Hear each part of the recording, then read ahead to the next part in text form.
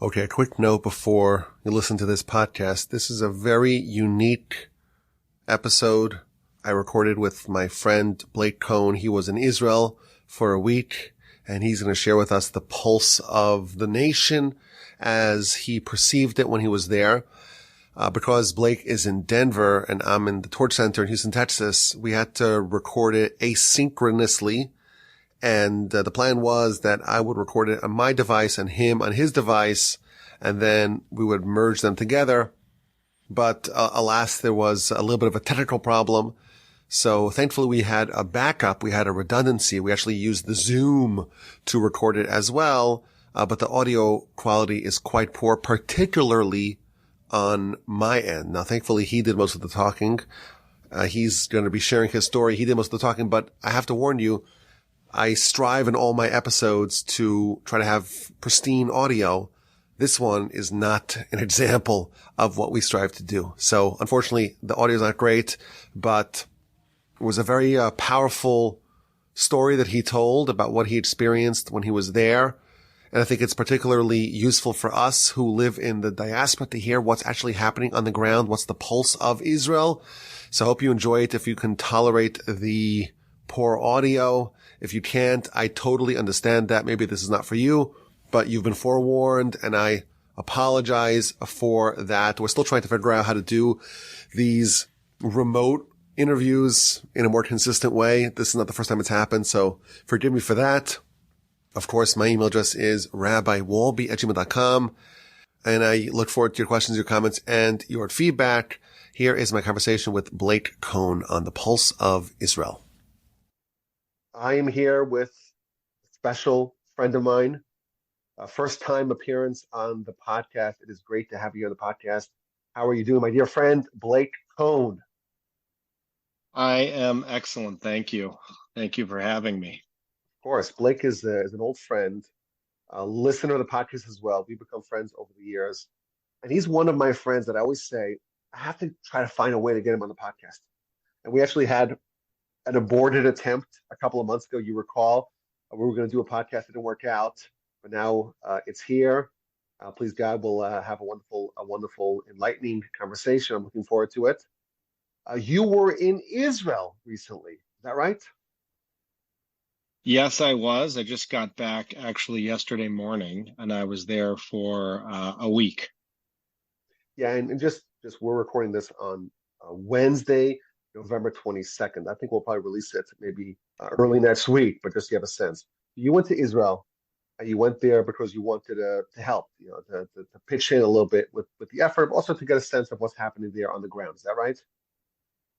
Yeah, I think like a lot of Jews around the world in the diaspora, after seeing what happened on October 7th, it was so shocking and so horrible. And we all wanted to help in some way. Everybody I knew wanted to help. And I heard a statistic that American Jews sent $600 million to Israel within the first couple of weeks after October 7th. And, it was kind of the only topic of conversation amongst myself and my friends during that time. But it's, I'm sure everybody can relate. There was a real sense of impotence, a real sense of helplessness at knowing that this was happening to our Jewish brothers and sisters in Israel, and kind of being stuck here and not being able to participate in whatever it was that they needed on the ground, fighting, or, volunteering, or, I didn't even really have an idea of what could be done. And then I did see someone, Antonio Garcia Martinez, who is kind of a public intellectual and founder of tech companies, and he himself is a podcaster, and he went to Israel and did a little reporting on what he saw there, as well as a couple local people here in Denver went. Your friend, our friend in common, Rabbi Gelman, went to Israel and reported a bit.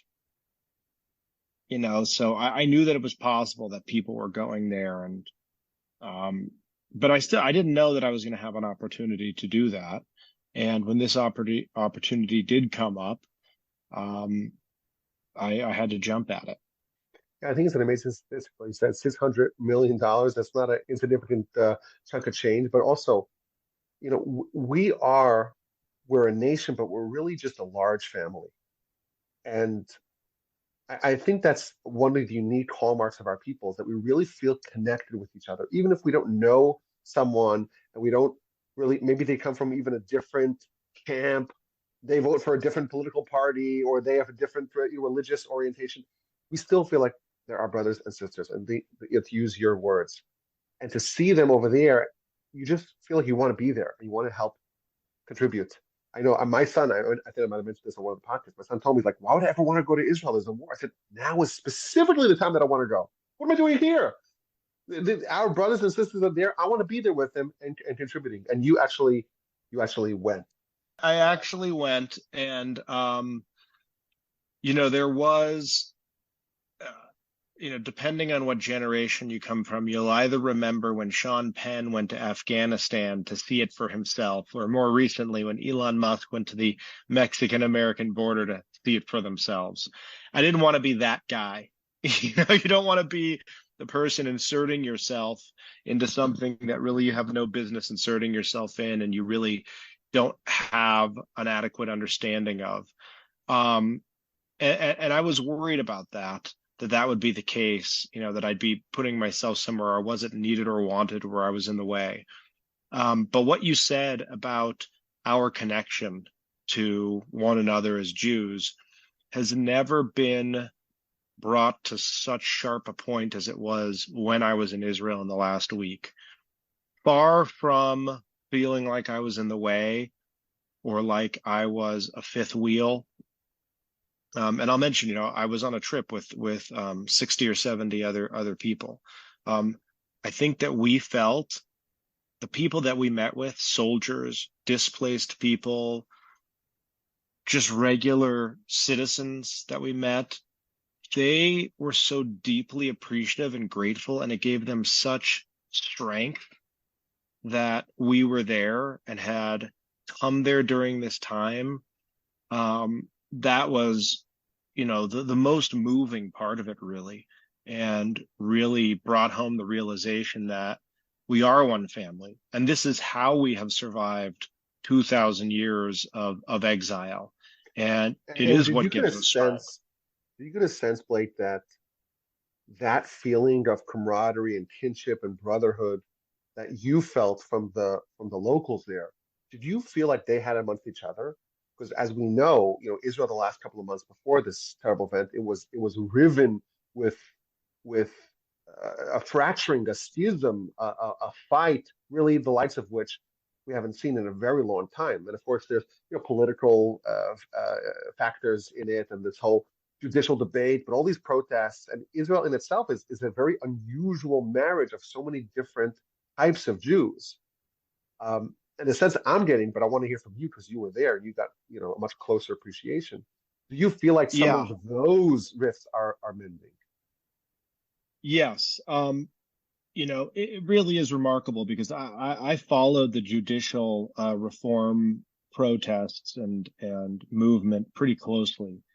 And I was very worried, and I tried to convince myself that it was all going to be okay, that, in the end, there would be some compromise made. And that was the only way for, Bibi to continue his career, was to find a way to make a compromise. But I was still pretty worried about it. And it's just fascinating that on October 6th, the day before the massacres, it felt like the country was coming apart at the seams. And I will say that there is a range of feelings about how this is going to play out when the war is over. But by and large, and especially amongst the troops, there is a feeling that those disagreements will be far less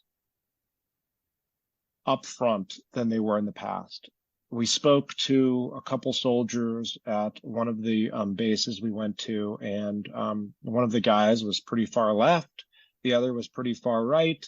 These are, buddies and fighting in the same unit. And they said that in the days that they have been working together as a fighting unit and just talking constantly, they realized that their differences of opinion were, 10, 15, maybe 20%. And that it was the 80 to 90% that they agreed on. And so I think that because the fighting force is so large, I think there are 350,000 reservists, and plus the regular army, which is, I'm not exactly sure, 100, 150,000. You've got 450,000 soldiers who are together, in these, under duress, in these very difficult conditions with literally life and death stakes. And I think that they are realizing that they're much closer together than they thought. And they say that the IDF is somewhat of a melting pot where it takes the different factions of the community and kind of forges them into one kind of Israeli ethos, in one unified culture. And the real battle is over what that culture is all about. And I wonder if that's maybe evolving now over the course of this war, as a lot of the flawed concepts that dominated a lot of the orthodoxy, not in the religious sense, but in the kind of the geopolitical and regional sense, a lot of that really went up in flames over the course of October 7th and what we learned subsequently. Yeah, it's definitely a melting pot. The range of people I met in uniform, from Kolel guys who barely spoke English and to guys in the high tech sector, to people on the left, people on the right, people who lived in these religious communities in the West Bank, people who lived in Tel Aviv. I mean, it really throws you together in the most intense way. And like I said, I think they're realizing that their differences are smaller than their similarities. Now, that said, there is, and we'll say that towards the end of my trip, I spent some time in Tel Aviv, and there is somewhat of a Jerusalem-Tel Aviv divide, if you will. The Tel Avivians tend to be a little bit more liberal, a little bit more secular, a little bit more focused on the political implications of what's happening. They don't really take a biblical view of it as much. And I think that they're maybe a little more skeptical as to whether the unity, the newfound unity, can survive the end of the war, or to what degree it will survive the end of the war. But like I said, a lot of this, those were the people who were in Tel Aviv, not fighting. I think amongst the reservists and the army, and again, because the army is so large for this war, I have high hopes that the unity will prevail. Now, there will, it's Israel. It's a country like any other in some ways, even though it's a country like no other in many ways. And we're Jews, a people like any other in some ways, and a people like no other in some ways. There's going to be political disagreements, that's for sure. We have yet to see what the fate of this government is, what the fate of Bibi is going to be. But I do think that in large, they've realized that there is a common enemy, and they can't take their eye off that ball anymore.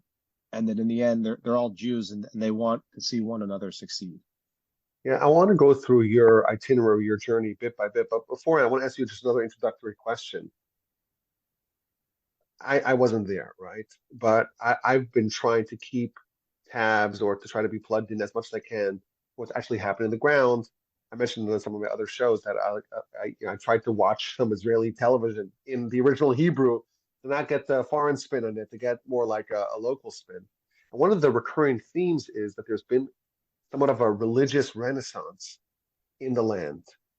Now, I know that back in the Six-Day War and its aftermath, and the Yom Kippur War and its aftermath, In both of those instances, there was a dramatic renaissance of religion. People saw things and they witnessed things and they underwent things. They saw miracles, and that awakened maybe somewhat of a dormant religious spirit within them.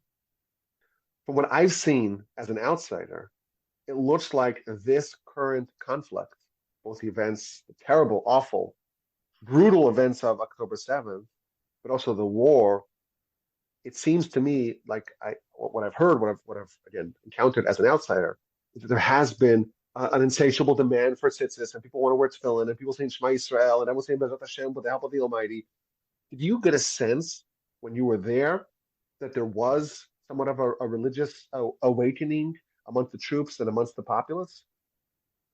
You know, there's certainly some evidence to that effect. One of the things I'll talk about is our visit to the Shura Army base, and with Rabbi Atlas, who provides the troops with all of their religious accoutrements. And there has been high demand for tzitzit. But I would say that it depends on exactly what you mean by religious awakening. It's hard for me to tell, for very secular people, for instance, what the meaning to them is of wearing tzitzit or yarmulkes when they're serving and why they're doing that. It seems logical that with the largest fighting force Israel has ever assembled, and with their desire to have these religious articles, that this will be kind of a sticky religious reawakening. I don't think everybody that was secular previously is going to become Orthodox, but I do think that it's put people in touch with that aspect of being Jewish. And, for a lot of Israelis, that's not necessarily a central aspect of being Jewish or being Israeli, meaning the religiosity, adherence to mitzvot and halacha isn't necessarily central. But I do think that this has maybe opened some people's eyes to being open to that. And it'll be very interesting to see. As you said, previous wars have had that effect, 67, 73. And we did hear from a lot of soldiers about miraculous things they witnessed, but they've also witnessed horrifying things. So, I don't know. I think if anything, this will bring a deeper understanding and respect between the more religious and the less religious. And of course, that is to be celebrated. Okay, let's go through your trip. You give us, again, you and I have not spoken, just for the audience. You just gave me a very basic overview. You said, hey, I went, let's go, let's record. I'm so excited. I don't know exactly what you did. So talk to me more about what the trip was like and some of the things that you encountered, some of the things you learned, some of the places you went, some of the people you met. Let's go through that because I feel like it could be very helpful for us as people who did not have that great privilege, in a sense of the pulse of Israel, the people, and the events happening right now to our brothers and sisters in the Holy Land. Sure. And before I go through the trip, I'll talk briefly about how I ended up on this trip and who organized it. This trip was organized by Eish HaTorah in Jerusalem. And, from what I understand, they just thought, should we offer a trip? Is anybody going to want to come here? What will we do with them once they get here? And so they kind of put the APB out to their branches across the United States and Canada. And they figured they'd get 30, 35 people, rent a bus. They actually had a lot of demand. There were 70 of us who ended up on the trip. They needed 2 buses from all over the country and Canada. There were 5 or 6 of us from Denver, people from Detroit, New York, Los Angeles, New Jersey. There was a very large contingent from Toronto. That was the largest group by far. Apparently, they have a thriving Aish community up there. We were all, I'd say, in a similar boat, people who wanted to help. This opportunity presented itself, and we jumped at it. For me personally, it was my wife who got the email from a local Aish rabbi, Menachem Lehrfield, and Friend of the pod. she, a friend of the pod, exactly.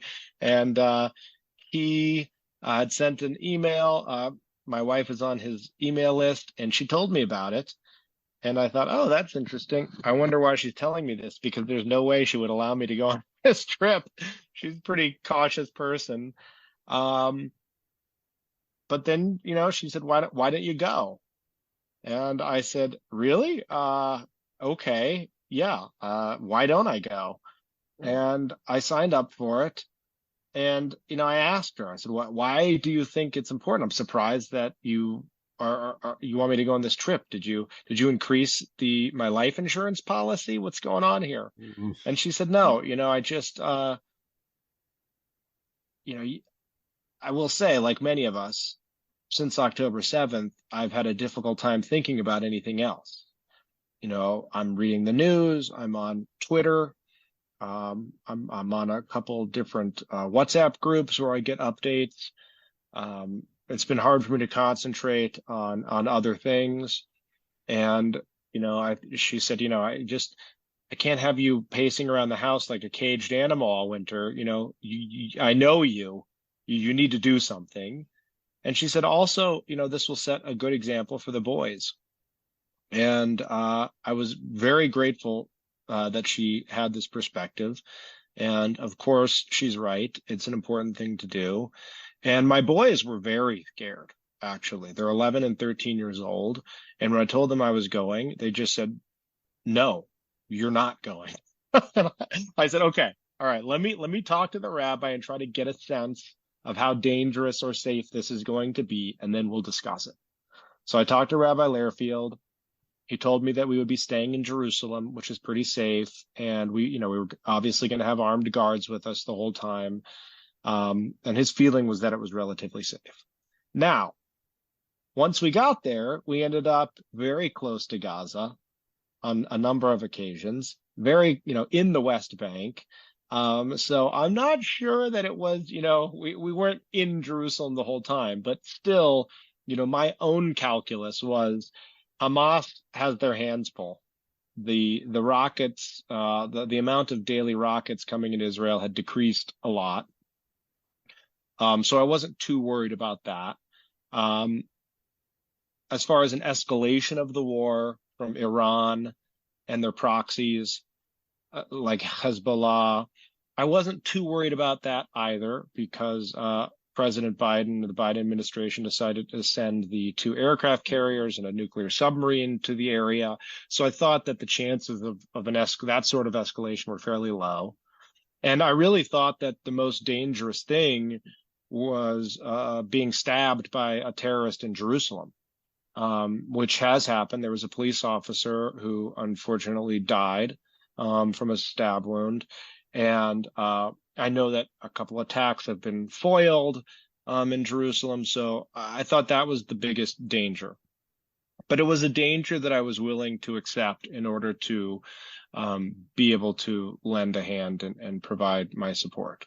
Plus, if you're going to go, it's not a bad way to go. In a blaze of glory, dying for the Almighty because you're a Jew in the land of Israel. We'll take it. Okay. That's right. That is the best way to die. You didn't tell that to your kids or your wife, but no, I didn't. Okay, so I did not. You arrive in Israel, and what happened? We arrive in Israel. We all arrive at a similar time. We meet in Ben Gurion Airport, which is quarter capacity, eighth capacity. The only and most airlines are not flying, right? I think it's only El Al and Lufthansa, and I don't think that Lufthansa has many flights going in and out. So it's basically El Al, and so it was very quiet. For those of you who have been there, there's that long ramp that you walk down or up, depending on if you're coming or going, and on that ramp was lined with photos of all the hostages. And we met gathered our bags. There were a lot of bags because everybody had brought extra bags filled with goods for the soldiers. Each unit has their needs. I know Rabbi Lairfield I don't know how many bags he brought, a lot.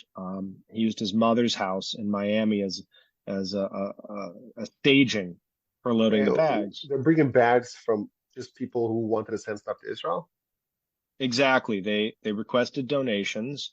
I think they provided links to Amazon with exactly what product was needed because, for military uses, the products have to be just right. They have to be the right color, and the right specs. And it was everything from clothing, a lot of clothing, to headlamps, pocket knives, and multi-tools, all kinds of stuff, anything a soldier might need that they can't get their hands on. So we brought, between the 70 of us, dozens and dozens of duffels, each weighing 50 pounds, hundreds and hundreds of pounds of goods for the soldiers that were directly requested by different units stationed all over the country and, for exactly what they needed. So we brought those in, loaded the bus, and went directly from there to a company called Pantry Packers, which is a nonprofit in Israel that provides food to needy families. And in this case, they are now bringing food to displaced people. I don't really, I don't know what you call these. Is displaced people the right word? Is refugee the right word? These are people, primarily from the Gaza envelope, as it's called. There's a Hebrew term, which I can't recall, but Otef Aza. Yeah, Otef Aza, or the North. The North had to be evacuated as well. I think there are hundreds of thousands of people who are not home. Oh, absolutely. Yeah. Hundreds of thousands living in hotels. We visited with them, living with friends and family, living wherever they can. And you can imagine this is a very small country with this many soldiers. What this has done to the economy. It's had, a real effect on the economy, and there's no tourism. Tourism has ground to a halt. So in any area that relies on tourism, there are problems with earning a living. With any area that has a lot of soldiers who have gone to report for duty, oftentimes the breadwinner of a family, that creates problems. So really, the whole country has to kind of pull together to keep these people housed and fed and clothed, for that matter. And Pantry Packers, I know, also gets clothing together for these people, and it's deeply appreciated by everybody. So that was the first thing that we did. From there, we went to the hotel, kind of checked in, and then went to Aish, where we had dinner and were lucky enough to hear from a couple people with a lot of insight into what was happening. The head of Aish, Rabbi Yitzhak Berkovitz, he gave a very insightful talk, about what we were going through as a nation, as the greater nation of Jews, Am Yisrael, and that was incredible to hear him. And we also got to hear from General Doron Gavish, who was instrumental in bringing the Iron Dome and David Sling and other military technology into Israel. And he also answered questions at the end of his talk. Among the many interesting insights he has was the fact that, Hamas's goals in their October 7th attack, or their plans, were to penetrate very deep inside Israel. And I think that's an important thing to note, that, to do what they did took years of planning, billions of dollars, real coordination, and they had lofty goals. They wanted to get to Jerusalem. They wanted to get to Tel Aviv. Now, I don't know to what degree they really thought that they would be successful. I actually personally think that they were surprised by the level of success, if you can call it that, that they had. Um, and partly because of that, because they didn't really expect to get that far, this response has been much more than they can handle. Uh, but the But so fact, he was saying that they thought they had plans to go even further. yes, and that documents on their bodies and communications that they've heard, So they know what that. stopped them? Do we know what stopped them? I think that, I don't know if it was General Gavish or someone else who they were not, once they crossed the border, and once they were engaged in their lunacy, they ceased to be any kind of Command and control. rational, controlled fighting force.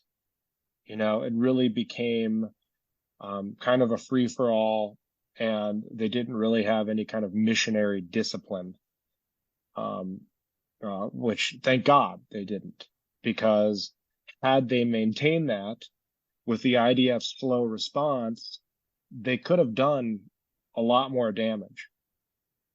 Yeah, Um, when I was watching some Israeli television, I saw like a Middle East expert who I became now a big fan of. His name is Dr. Kedar, Mordechai Kedar, I think is his name. And he was saying that this operation, like you said, it was in the works for a long time, but it was supposed to be multi-pronged. From the north, Hezbollah was going to attack. The Syrian factions that are allied with Iran were going to attack. The Houthis were going to attack. And it was all going to happen simultaneously. They were hoping to bring Israel to its knees with this multi-pronged surprise attack. And he says that Hamas jumped the gun because of this music festival, this awful music festival that was happening. And they said, we're just going to jump the gun. And they did it without coordinating with their other partners, so to speak, on this venture. And they just went on their own. But um, that gives a sense, like the size of this calamity, this attack is just unimaginable. It's the worst attack ever, and it could have been even bigger. Again, this is his theory. I'm not taking any credit or attribution for it. Um, but yeah, like this, it's hard for us to even fathom. But it could have been even worse, and that's just no, absolutely yeah, terrifying. I've heard similar things before, that this was supposed to be coordinated, and for various reasons it didn't go that way, and thank God. And I think that that's similar to previous wars Israel has had, where in part the incompetency of the enemies has allowed Israel to survive what otherwise might have ended the state. Yeah, If you look at how long it took the IDF to respond to this, even with how poorly disciplined Hamas was, um, if it had been a multi-front attack, it, the damage might have been much worse, and maybe it would have been impossible to overcome. So, I don't know if those are all examples of miracles or not, but it is pretty uncanny to see some of the mistakes that the enemies make in these situations. and not to say that our side is free of mistakes, as has been well established and documented.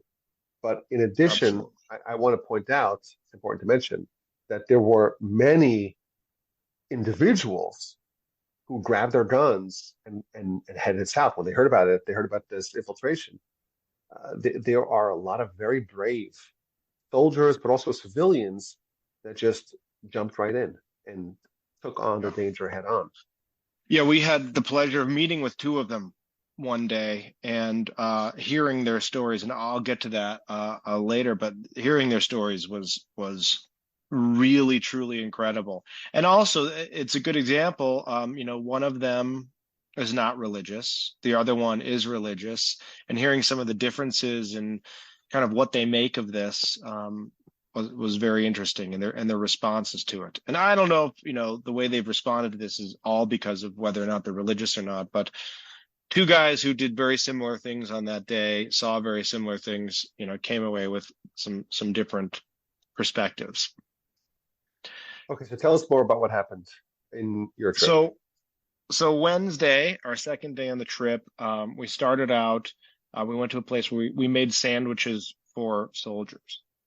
Now, this seems, like I assumed that a lot of my time there was going to be spent doing these kinds of menial tasks, stocking grocery shelves, picking produce, making sandwiches. And I was all too happy to do that if that's what was needed. But I will tell you, just the experience of making sandwiches for these soldiers in itself was incredibly inspiring and remarkable.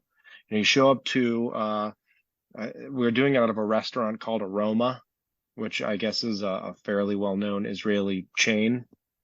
And I'm not exactly sure of the structure here, if this was donations by the owner of the restaurant, or if they were just letting this volunteer group use their space. But in any case, you go there and the entire place is packed with Israelis, all just making sandwiches, just nonstop, just total chaos. You have a handful of people who are kind of coordinating the whole thing. You show up as a volunteer, they tell you what to do, and you just get in the assembly line. And this talk is making me hungry. What kind of sandwiches are we talking about? We had tuna sandwiches. We had okay, I'm out. Sandwiches. I was on the roasted turkey and pastrami sandwich line. Okay, that's closer. Okay, you like that one? That one is good. I will say the bread was gorgeous, fresh bread. My job was to put the meat on the bread after someone else had put mayonnaise on it, and the next person put the tomatoes and pickles on it. And then the person after that wrapped them. And to my right was a 15-year-old girl who didn't have school and decided to come make sandwiches. To my left was a retired Orthodox woman who decided to come make sandwiches. Everybody was there. Little children, lots of little kids were there, like elementary school age kids, running around, helping, doing anything needed, bringing boxes back and forth, throwing things out, getting you extra ingredients that you needed. Lots of retired people, but also people, to their way to their shift at work or on their way home from their shift at work, who would just stop by for 20 minutes, 30 minutes, an hour because they wanted to pitch in. Those who, were really physically unable to do anything too difficult. I have a great photograph of a table of 4 or 5 very old women, I don't know, in their 80s, putting stamps on bags so that you knew which kind of sandwich you were going to get. We're going to include this picture in the description of the podcast. We'll put that in there. I mean, it was just, it was just so inspiring, and to really, as the first thing that I really saw, out on the streets, this group of people pulling together and doing this. And, so many people have served in previous wars. So anybody you meet, whether it's the taxi driver or whomever, will show you a picture on their phone of when they were serving in 73 or in, one of the Lebanon wars. It's just so, as a society, they understand and empathize with what the soldiers are going through. And they know it's not abstract to them. They know that what they're doing makes a difference. And it's amazing because if you think about it, like the war effort, you making sandwiches is a very, very marginal part of the war effort. It's important, of course, but even at such a distant part from the center, from the epicenter of the combat, you still feel like you're part of it, and you're still involved. You still feel that spirit of volunteerism and spirit of unity. It's still so palpable there. And I'm thinking just how far we are here in America. We're so removed from it, and that's really the benefit of that experience, to actually be boots on the ground. Even if you're not going to be close to the action, you still are part of it, and you still feel like you're within the collective effort of our people. Absolutely. And it's, it's a substantive and meaningful thing to do. And you felt like that. And it's just making sandwiches, but it's important. And, and also lots of the people around me had kids and grandkids who were serving. Um, so for them, it's even closer, Yeah, a lot of them have served themselves, but the fact that their kids and grandkids are serving now, it's very, it's right up front for them, for everybody. So after that, we met with a representative from Hatzalah. I think I'm saying that correctly. Hatzalah is a volunteer ambulance service, essentially. And he talked to us about the organization, which I had never heard of, and is really just an incredible story of how this organization started, from a young man who, thought that ambulances took too long when he was 15 years old, bought a ham radio, listened to the police, uh, uh, the police station, and started to respond. He knew CPR, he saved some people's lives, and from there it grew into this very large organization that responds to medical incidents in Israel. And We actually have a branch of Hatzalah in Houston, Texas, as there are yeah, in many cities, many large Jewish cities, relatively large cities and communities. They have local branches of Hatzalah, but it's an unbelievable thing. It's like I don't know if it's a uniquely Jewish thing, but it's something which really, I think, embodies the spirit of kindness and brotherhood and volunteerism that is one of the hallmarks of our nation. yeah, absolutely. And they are becoming more well known in Israel, but they still are not actually they're not ubiquitous. But they're gaining ground every day, and I think after this they'll be even more well known. But they had first responders to these events in the South, and people who would just volunteer as medical care providers for Hatzalah went down and put themselves in harm's way to help the injured and to provide medical treatment to the injured. And when I say the injured, you have to realize that we're talking about amongst terrorists, amongst live fire, going into the breach, often getting injured themselves. And he told us a couple stories of miraculous heroism that saved lives for people Amazing. running down there, riding their motorcycles down there, their medical equipment equipped motorcycles, seeing an injured person and running into the heat of battle to try and save a life. And this was not uncommon among the Hatzalah members in the area. Unbelievable. And they also have the ability to set up very quickly field hospitals. And so a lot of the injured from the party and the kibbutzes were treated at these field hospitals.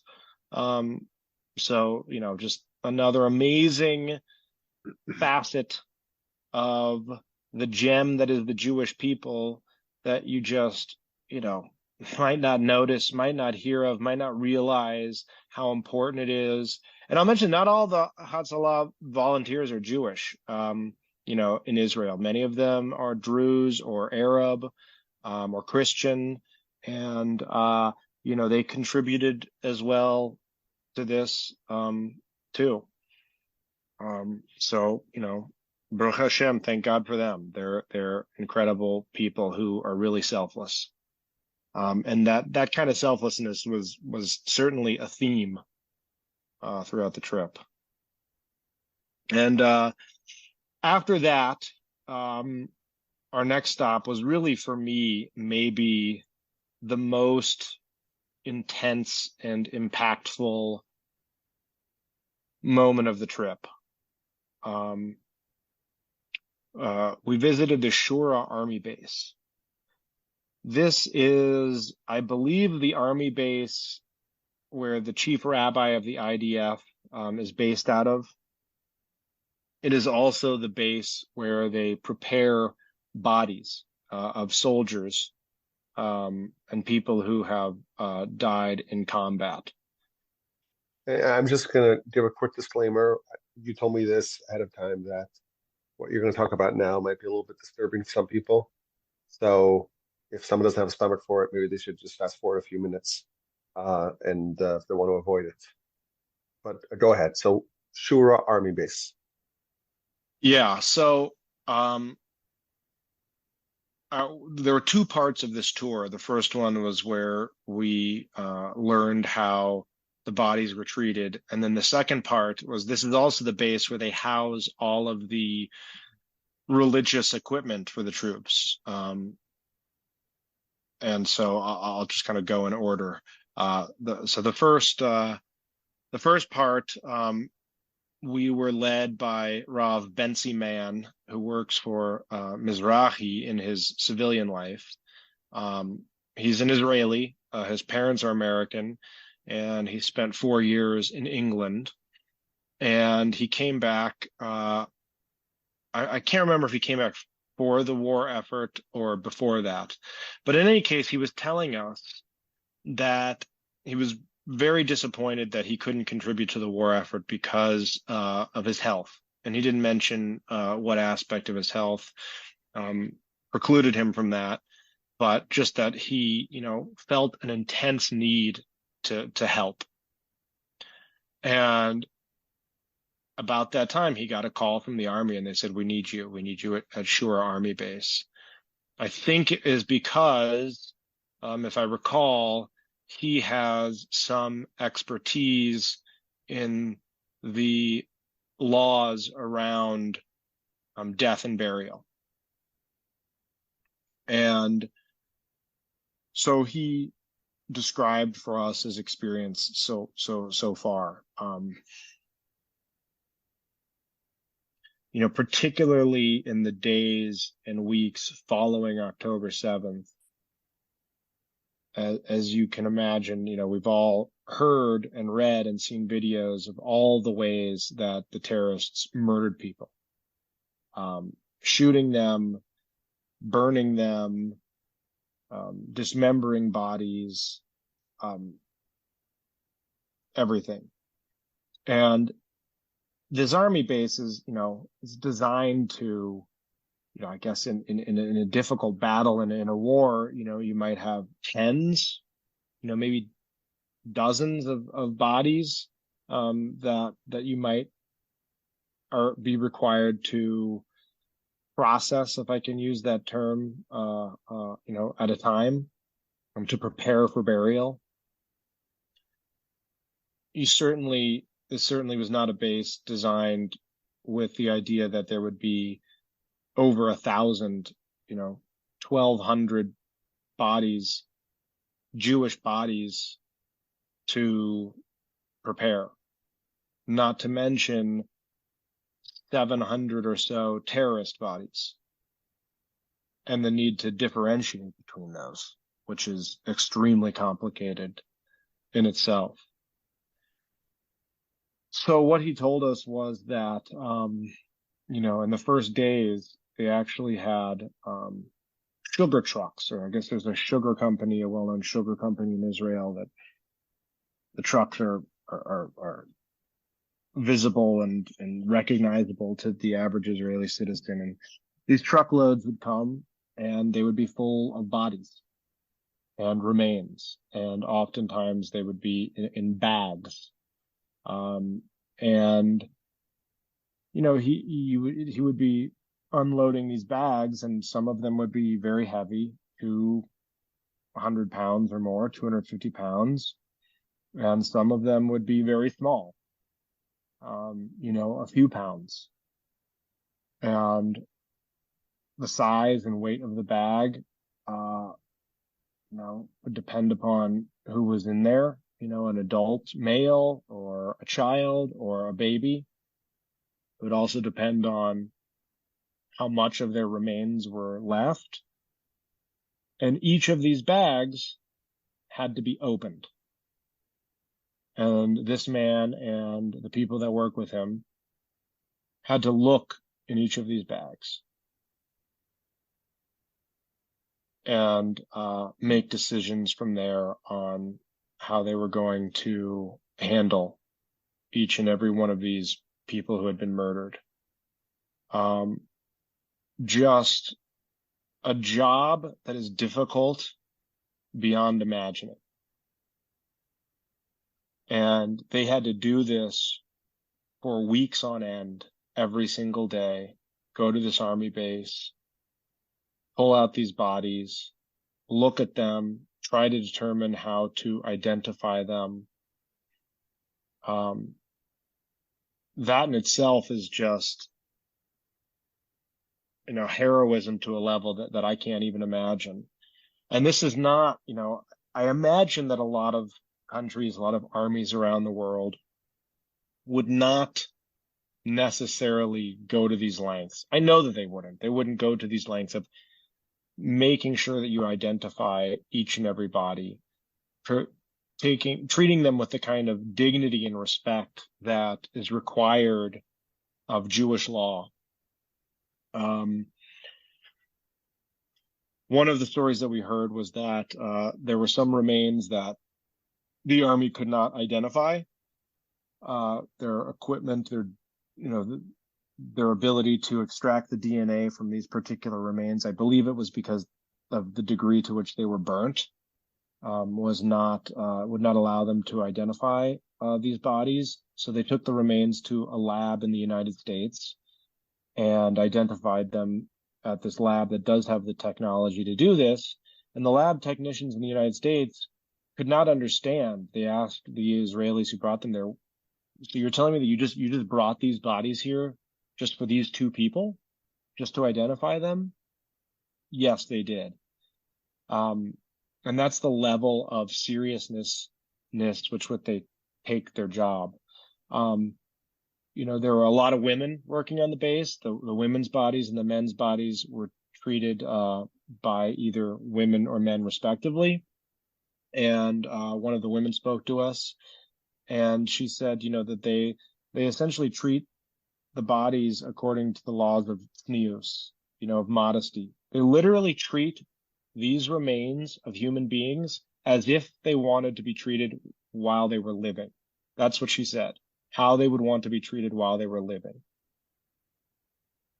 So these people did this day after day after day, all day, every day, for weeks, working with these bodies, treating them with the highest level of dignity and respect, treating them within the bounds of Jewish law, making sure that every body was identified and differentiated from one another.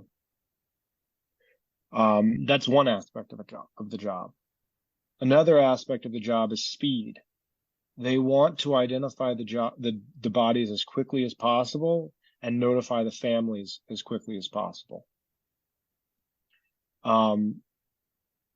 Because they don't want the families to find out from anybody but them. They want to make the first call and make sure that this family knows and has the time to come to the base and begin the mourning process. So that's another thing that happened on a near constant basis for weeks after October 7th. They had a separate room where an individual body is laid, and the family would come and begin their mourning process there, and then move on. But this was, hundreds of families, if not, and thousands of people who were on this base every day. The base had 17 rooms where they processed bodies. They had to subdivide one of the rooms and create an 18th room because of the volume of bodies that they were processing. And like I said, there were 700 terrorists or so, who, bodies that they believe are terrorists. They have to go through each one of those bodies with the same level of care to identify, to make sure that they are not inadvertently putting an Israeli amongst the terrorists. And at the time I was there a week ago, they had already found 18 Israelis among the bodies that they had believed to be terrorists. So that process will continue as well, and I'm sure still is.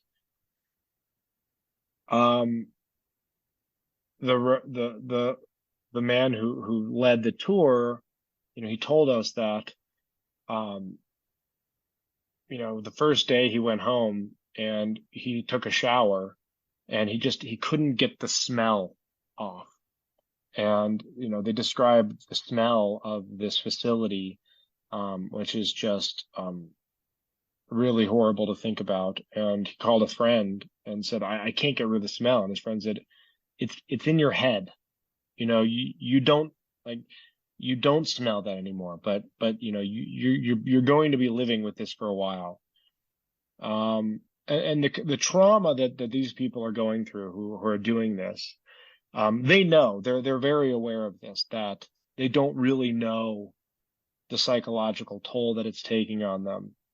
The IDF has provided, and the country has provided, a lot of psychological care for them and for everybody else involved in this. Many of the victims, their families, but that's a big part of this, and an important aspect of this is that, these are all sophisticated people. They know that this is not something that you can do with no toll, yet they go in every day and do it. Rabbi Mann told us that he started to get worried because he stopped crying, and it had been weeks or even a month since he had cried. And at one point he went home to his 3-year-old and he was playing hide and seek with his 3-year-old, and his 3-year-old hid under a sheet.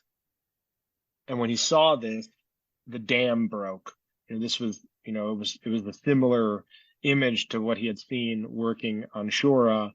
And he just said, like, since then he's had no problem crying. It's the tears have come back, and they've come back, in force. This is, like you said, it's act of heroism. It's called in the Torah, it's called chesed shel emes, truthful kindness. I'm sure you heard that term. The kindness that you do with the dead to help prepare them for burial, to help bury them, to accompany them in their funeral. That's the highest level of kindness, because you're not anticipating any reward, in the words of the Talmud. And I think it's maybe surprising to some people to hear, but the laws about burial and the imperative to do it fast, to do it with tremendous dignity accorded to the bodies, and to make sure that every part of the body gets buried. Like when someone dies, an old person, let's say, dies, and they have some catheters or things like that, those are buried with the body. People don't know that. Jewish law, every part of them, because there's a little bit of blood, a little bit of some secretions that are in those pipes, in those catheters, they go into the coffin as well. I just saw this a couple of days ago.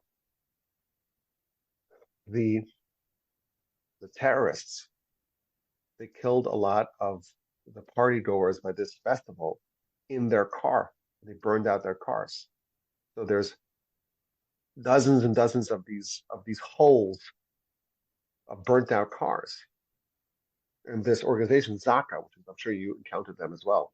Zaka is the big organization that goes to terrorist attacks and takes care of bodies to prepare them for burial. They go and they try to scrape up and collect every little bit of the body, even the smallest bit of blood, to bury that as well, in accordance with the law. But I read this maybe yesterday or something like that. They couldn't get all the human remains out of these vehicles, and they made a decision to bury the actual cars. I don't know if you saw the story, which is I did not. first time it's I always saw the headline, but the first time it's ever been done. They're taking these hulls of cars, these empty, burnt out cars, and they're going to bury them because there's so much human remains just all over embedded into the walls of the car. Yeah. Well, on the army base, they did mention that, how closely they're working with Zaka as well as other organizations, and how it really is a collective effort.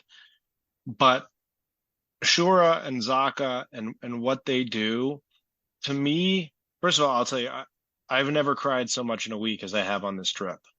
I mean, it was just, you could not, everything was so emotional and so real.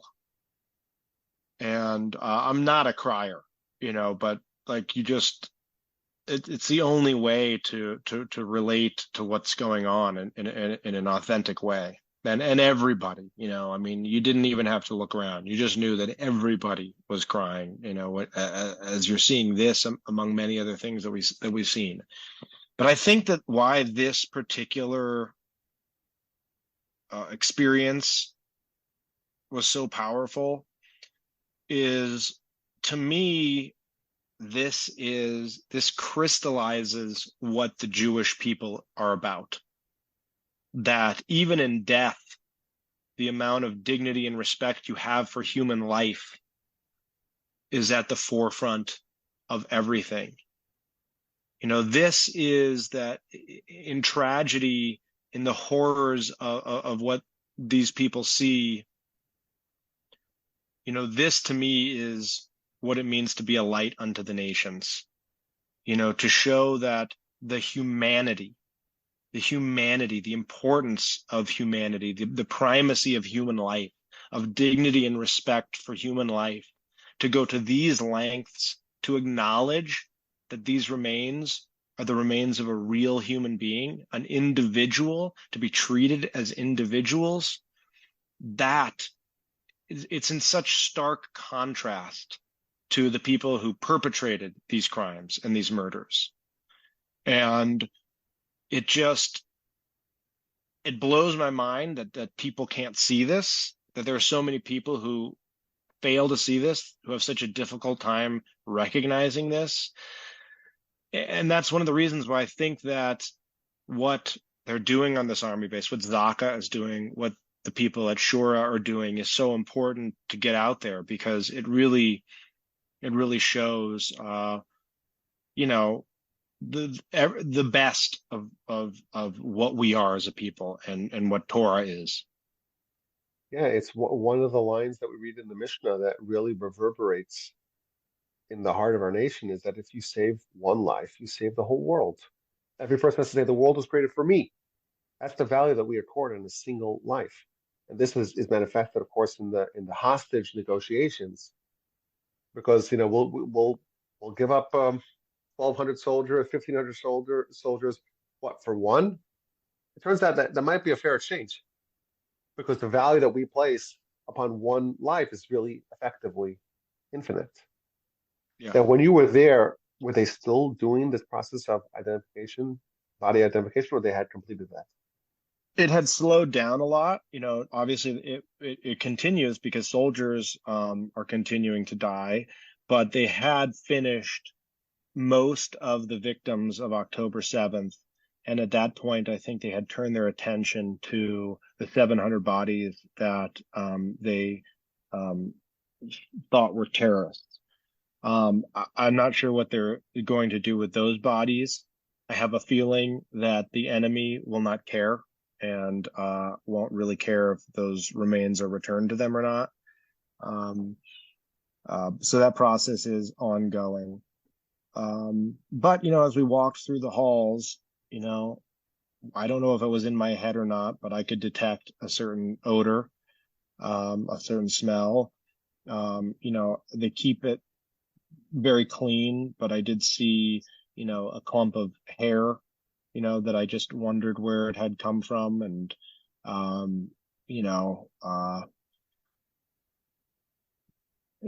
it was a huge operation Mm. to go through that. Um, Tell us more about yeah. the other aspects of this army base. So there was also where they housed all the religious paraphernalia. Yeah, so this base, that aspect of the base is run by Rabbi Yedidya Atlas, um, who's been doing this job for a long time. He's a veteran of the 67 and 73 wars. With a name like Um, that, he better be a worldly kind of fellow. Okay. he's Sorry. he's got the world on his shoulders at this point. Yeah. Um, Okay. Yeah. yeah, he was a remarkable guy. Um, he has developed a lot of the religious equipment and gear that the soldiers use, including the tzitzit t-shirts, um, the little prayer book that the soldiers take with them, which he developed a plastic case for so that they can take it anywhere they go. They can take it into the bathroom with them, um, because it's encased. Um, and he also, Just to clarify, every soldier is issued a prayer book. Is that right? yes, yes, that's right. And they carry it in their chest pocket. It fits perfectly in their chest pocket as a plastic case. They can read it anywhere, anytime. Um, and there are 400 And just to Torahs. explain, if someone doesn't Yeah, understand, there's a prohibition to bring any religious articles or prayer books or Torah books into the restroom unless it is wrapped, really double wrapped. So you're saying that was that was the cover was designed to accommodate the halachic requirements to bring wherever you go. exactly. And this base houses 400 Torahs, 200 of which were in the field when we were there, and the other 200 are in various states of being repaired. Um, and these are Torahs from all over the world. They had some famous Torahs in there, Torahs that have survived the Holocaust. But it was really incredible being in that room, um, with all these Torahs. We did a little Simchat Torah dance and song in there, which was really moving and incredible, and just to see how important this is, that even in the heat of battle and on the battlefield, that this is important to for religious reasons, for troop morale, um, and to really have that be part of the operation of an army, was really incredible. He's also developed portable libraries of Jewish texts that bases have requested, and invented a kind of case that you can kind of put them all in and make sure that every army base has its the Torah books that it needs. And Torah study is pretty regular among a lot of the troops. So to be able to keep up with their studies, you have a lot of people who would be studying in yeshiva or kollel who have been called up. And so that was really incredible to see just the sheer numbers, hundreds of thousands of prayer books and tzitzit that they're providing to the soldiers. And yeah, that was really a special experience. And It's kind of Rabbi Atlas. surreal if you think about it from a historical perspective. If someone told you like 200 years ago in 1823 that in 200 years there's going to be what 7 million Jews living in Israel and they're going to have an army where they have 400 Torah scrolls. If you told someone that 200 years ago, they'd say, okay, definitely Messiah came, right? There's no other way to interpret that. Well, There's something there's that. really beautiful and powerful and historical about it. Absolutely. I'm sure many people have read Mark Twain's account of Palestine in the late 19th century or the middle. I can't remember exactly what year he was there, 1860, 1870. And he just describes the utter wasteland, the utter uninhabited wasteland that he experienced when he was there. I'd Which I love will for him to tell see you, this. I will tell you. that that is predicted in the Torah. The Torah itself says that when we leave, the land will be desolate and barren and fallow and bereft of life and vitality. So it's a beautiful illustration of the predictions of the Torah actually coming true, where we left, and for a couple thousand years, or almost 2,000 years, obviously there were always some pockets of life and civilization there, but for the most part, it was empty. And look at it now; it's flowering, it's blossoming, and it's booming. And no one's going to say that it's perfect, but it is a beautiful thing to appreciate from a historical perspective. A 30,000-foot vantage point of history. It's a beautiful story of transformation. Yeah, and an incredible and unique story of transformation. And Nachmanides, Ramban also, I think mentions that the land will never thrive until its children return to it. And he lived there, I guess in the, what is that, the 13th century, beginning of the 14th century. And it was pretty thinly populated when he was there 1260s, as if I'm well, not mistaken. 1260s. Yeah. Yeah, and he mentions that as well. And the sheer vibrancy of the country, from agriculture to high tech, it's undeniable. Yeah, and I always say that when I went there, I've been there since we lived there before 2012. And I've been back now. I came once in 2015, 2017, 18, 19, 20, and then a couple of times last year. So I've been back, 7, 8 times. And ever since I started doing the podcast, I would go there and I'd bring my microphone and all my paraphernalia. And I actually was recorded by the Kotel in 2018. I went through the metal detector, and they like, so you can't bring that with you. And but the guy was on his phone, and he kind of put it away. So I just grabbed it and went and bolted. So they could have arrested me. But then Yeah. at a subsequent time, I was in Jerusalem, and I'm like, there isn't a single quiet spot to record. There's nowhere. It's always loud and bustling, and it's alive and vibrant, and there's always construction, there's always people, and there's cars, and there's beeping. There isn't a quiet spot in the whole country. Well, the whole country, but the Yeah. most recent time that I went, I said I'm doing my podcast ahead of time. Sorry, I'm pre-recording. I can't bring my microphone there anymore. It's just too much noise and too much chaos. But Yeah, it it's a is miraculous beautiful. It is transformation. beautiful to see that. Yeah. Um, so from there, we went to a hotel. I wish I could remember the name of the hotel. It was a large hotel. It was a nice hotel. And it's housing the families from Shlomit, which is part of a larger group of religious communities in the Gaza envelope. And we heard their story. We met with one woman in particular who was widowed that day. But this is, one of the things I love about Israel is the variety of religious practice and the variety of ways of being an observant Jew. So this is one of those communities where, all the women have these beautiful head wraps and dresses, and the men are all wearing like jeans, t-shirt, tzitzit, a woven yarmulke, Birkenstocks, and of course an Uzi, or whatever the M16s I think they carry, in Israel. That's what the IDF uses. And they're young. It's a young community. Lots of little kids, and they're all housed in this hotel. And you get there, and the first thing I noticed was that it was very loud. Lots of kids running around, playing, yelling, crying. The mothers all walking around trying to figure out what's going on. And this whole community has been put in this hotel.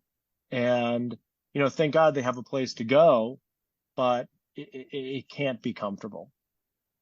In any case, we talked to one woman, or one woman addressed us. And it's funny because one thing that she had stayed with her family for a while, but then she felt separated from her community. All her friends and her kids' friends especially missed their friends. Her kids missed their friends, and they decided to move from her father's house to the hotel. And she mentioned that the one thing that was so hard was that it was so loud all the time. And I can understand as a parent, it's a lot. It's a lot to be. You don't have a lot of privacy.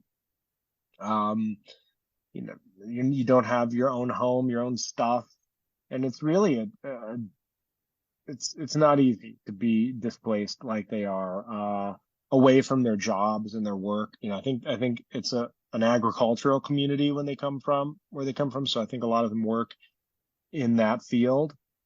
And a lot of the men are in reserves now. And then we talked to another woman from the community who was widowed that day. And basically what happened to this community was that they heard what was happening. But nobody had a sense. Nobody really understood what was happening. Is it a few terrorists? I don't think anybody understood for hours or days even that it was, thousands of terrorists that had infiltrated. So the 12-man security detail from this kibbutz or community got their weapons. They heard that a neighboring kibbutz had been attacked, and I think the neighboring kibbutz was mostly elderly.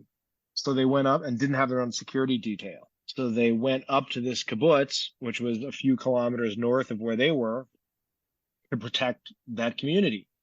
And they actually managed to fight so fiercely that the terrorists left. However, one of them died in the fighting, and it was his widow who addressed us. And like so many of the Israelis that we met, she was incredibly grateful and strengthened by the fact that we were there and that we cared. And, people who have been through something traumatic, it's so obvious to me now that to share how important it is for them to share their story and to feel like they're being heard, and to feel like they're being heard from people who, genuinely and authentically care for them and want to hear their story. And I can tell you, everybody that we listened to, you could hear a pin drop. That really became for me why we were there, was to listen to people and to acknowledge them and to really receive what they needed to give. And, she was just an inspiring person. She has 6 kids, and she wants to move back there. And, she really wants to make sure that her husband's death wasn't for nothing. And, I know that personally, and I think I speak for everybody that was there, it's definitely not. The inspiration that we all got from his self-sacrifice, his bravery, and he was a very important member of the community. He was, I think the incoming chair of the community, the incoming head or president of the community, widely beloved, widely respected, and just a real loss for everybody. And what about the rest of the people? Like, are other residents that you met from the Gaza envelope as determined to go back, as determined to rebuild? Or did you get a sense that some people were saying, we're done with that? The country failed to guard us, to protect us. We're out. I think that for those who do not want to move back, the primary reason is their children. Depending on the age of the kid, certainly kids in between, I would say 7 and 13 or 14, who really understood what happened. It's very scary for those kids. And a lot of those kids, I think it would be very difficult for them to feel safe going back to their home.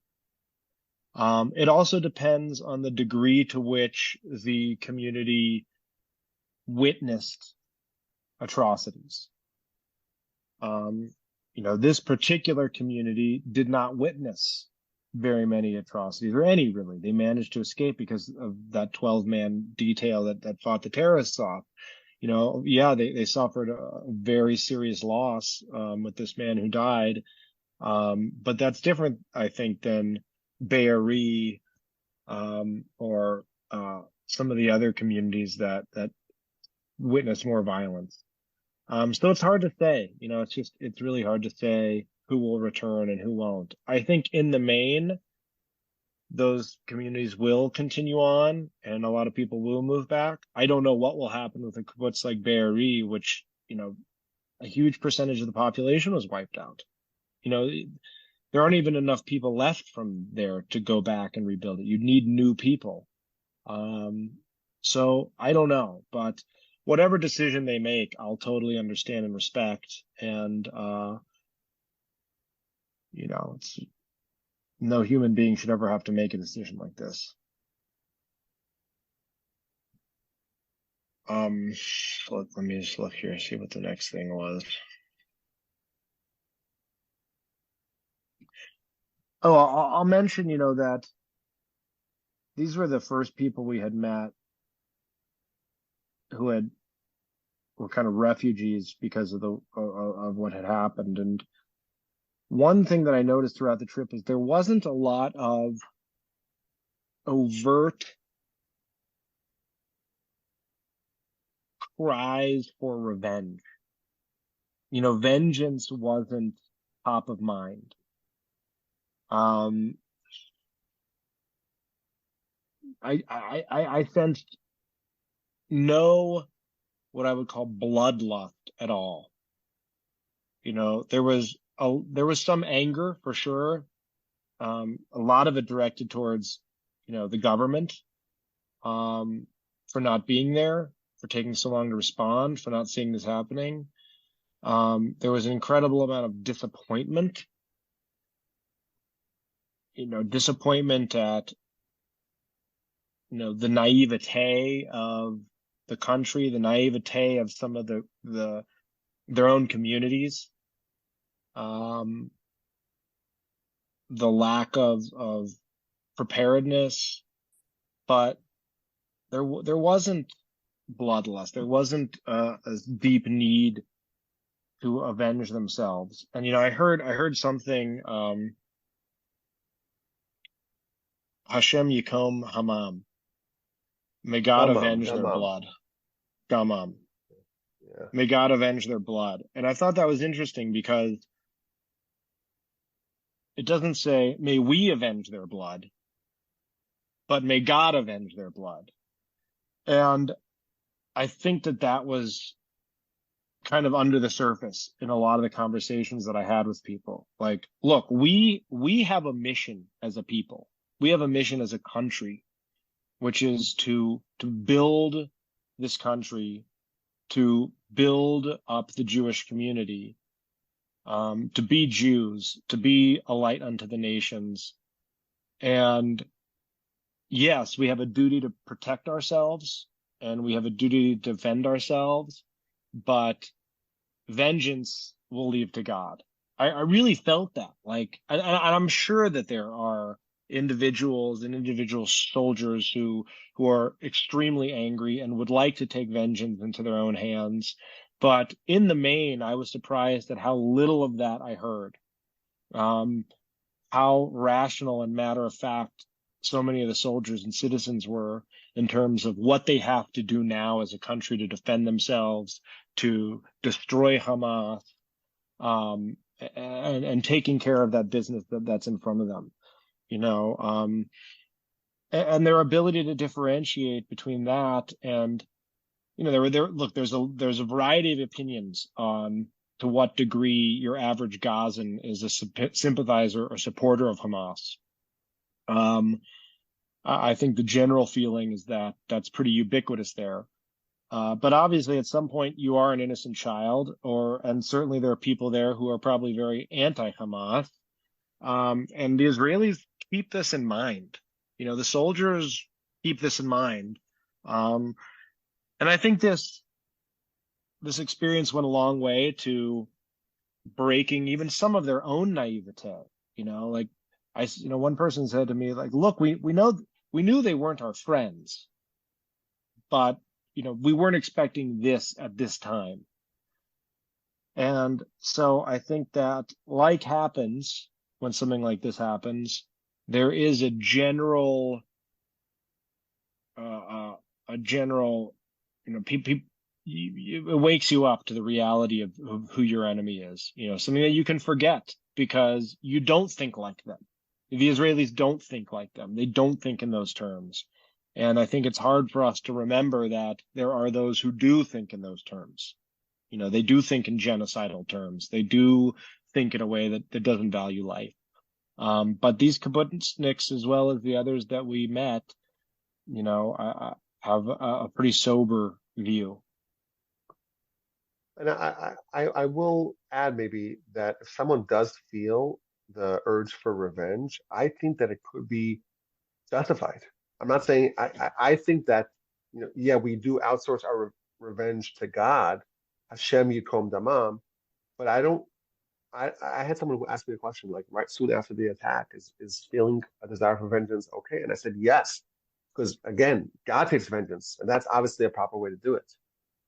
And definitely cannot allow such an event to not make an impact on you. So you have to acknowledge it, and I think that if someone does feel an urge for revenge, it's not an improper feeling per se. No, I agree, and I certainly wouldn't judge any of them for what their feelings are, given what they've experienced. And even those who wanted vengeance, they wanted vengeance on the killers. They did not want. Nobody wants to go on a killing spree of the kind that Hamas engaged in. And yeah, look at it. We've been the Jews have been in the land in large numbers for let's say 100 years. Okay, already 100 years ago there was 100,000 Jews there, and there are hundreds of instances where the Arabs came and indiscriminately targeted innocents. How many instances are there of the reverse? There's only one claim, and that's the massacre in 1994 of Baruch Goldstein. And even that, some people claim that he thought there was a terrorist attack that he's trying to prevent. And we're not going to condone such behavior. That's not our way. But it's unbelievable when you contrast these two warring peoples, and one of them, they have this insatiable bloodlust where there are literally hundreds of instances where they deliberately targeted and tried to kill individuals, civilians, and there are effectively none in the opposite direction. So we definitely have a very different culture and a very different set of values, and that comes to the front in times like this. Yeah, it's stark. So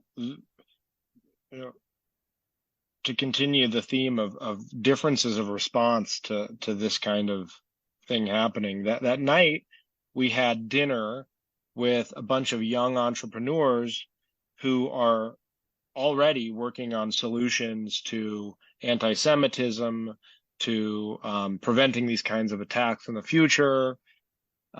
Just another facet again of the gem that is the Jewish people. These young people who see a problem and immediately begin to work on solutions. One of them was working on solutions to anti-Semitism in social media. Ways of responding to that without using kind of soulless bots to just respond to everything. Ways for individuals to kind of apply their own personality and perspective on countering these anti-Semitic narratives on social media. And I don't know all the names of these companies off the top of my head, but for the notes to your podcast, I'll get you links so that you can provide them for people. And one guy I talked to He is a founder of a company that has developed a device that decreases friendly fire, which is the largest cause of death in the IDF, and I think the largest cause of death in many armies. So this is a device that goes on your gun, and if you point your gun at a soldier who also has this device, your gun will vibrate. Like, I don't know if you've played video games where the controller will vibrate. And, they thought about Like doing, laser tag. You play laser tag. You yeah, can't shoot your own teammates. yeah, like laser tag, basically. And he's, raising funds for this business. But it was just, it was their energy and intelligence of the whole population is just remarkable. And everywhere you go, you come across it. The level of education and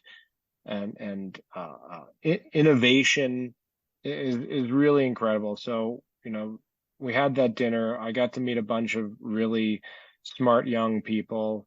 At the end, a young woman had mentioned that her brother's unit needed certain to upgrade their rifle sights, and she had been raising money for that. Of course, when we heard that, we did an off the cuff auction and raised the last $7,000 or so that she needed to get the rifle sights for her brother's unit. So that was really inspiring to see. The next day, we got to go to another nonprofit and pick vegetables. So we got to go and dig in the dirt and harvest sweet potatoes. And this is a nonprofit that usually is providing food for the needy, inexpensive vegetables and healthy foods for poorer families. And now, they've pivoted a little bit to providing food for refugees, displaced people, and it's a great organization. I think it's called Leket. Again, another link I will provide for your listeners in case they want to donate. But that was amazing. You're in the fields, you're picking sweet potatoes, you've got your hands in, Eretz Yisrael and pulling out these giant, gorgeous sweet potatoes. And, I was working with a couple Israelis, maybe in their 60s, who were both tour guides, and not a lot of tour guiding going on right now. So this is how they're spending their time, going out to volunteer. They were both veterans of previous wars as well. And it was just great spending time with them, hearing them tell stories. They know, these tour guides, they're so well educated, well trained. They were telling all kinds of stories about the history of Israel and farming and agriculture in Israel. And that was just another incredible experience. After that, we got to meet with an elite fighting unit called Team 5 or Unit 5. So this group of soldiers was created in the wake of, I think, the first Lebanon War, where the generals had been watching the war on television screens, and it caused problems. Even though in some ways they had a really great view of what was happening, they weren't able to really feel the war, feel what it was like on the battlefield. And they realized that there was no substitute for bringing the generals into the fray and seeing what was happening, getting a feel for it so they could make better decisions. So they put together this team. And what this team does is they send a number of soldiers into the battle to kind of clear space, make sure it's safe. They bring the general in, let him get a feel for what's happening, see firsthand what's happening, and then they take them out. Because this team is going in and out of Gaza multiple times every day, they can't break their routine to meet with us. So they just said, look, we have a training. You can come watch it. and then we'll spend some time with you after, but we can't like take an hour to just hang out with you. So we said, fine. So we got there, we all circle around one of the leaders. Some people were talking with some rabbis that were talking, and he had to tell everybody to be quiet and to behave like we were in the military. So we all got very scared and very quiet and very military, and it was really funny. And he just oh, and they held this training at a what was a British police station that was built in I think the early 40s. And so you can imagine this British police station that once imprisoned Jews. That was primarily who was locked up there, were members of the Jewish resistance to the, British mandate. And now it's being used for IDF soldiers to train. It looks similar to its concrete buildings. It's similar to what you would see in Gaza. So we walked in and we watched as they essentially ran this war game where they have the soldiers come in, they're throwing smoke bombs and bombs. They have one of the soldiers pretend to be injured.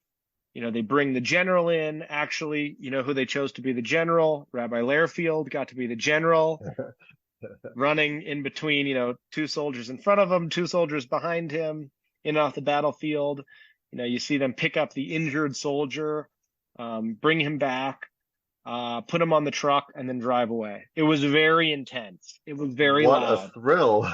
It was thrilling. It was thrilling. And afterwards, they talked with us. Now, the doctor of this unit is, I think, 69 years old. And he moves very well for a 69-year-old. He's got to jump on and off the truck and lean over to treat the wounded soldier. And so, yeah, there is a what? I think the youngest was 19. The oldest is 69. What is that, 50 years? 50-year swing in the ages of the members of this unit. And then afterwards, they addressed us and they told us really how incredible it was that we came and that we wanted to be there and how grateful they were. And it's very strange to hear this. We're the ones who should be grateful. They're the ones who are putting themselves in harm's way. Oh, what does that say, Clarissa? I think my recording has stopped. I might have to, will you grab Miles? I don't know when it stopped. Well, we have the redundancy here because it's still recording on Zoom. All right. I'll see if he can, maybe he can send that, get it off his phone so we can try to get more of it, with the higher quality audio. Should we keep going or should I wait till Steve? Yeah, let's just keep going. Keep on going. Okay. So yeah, these elite fighters this unit, the members of this unit come from other elite units. So it's really a mix. Hey, Miles, can you see if you can maybe, I don't know. So the members of this elite unit come from all the other elite units of the IDF. And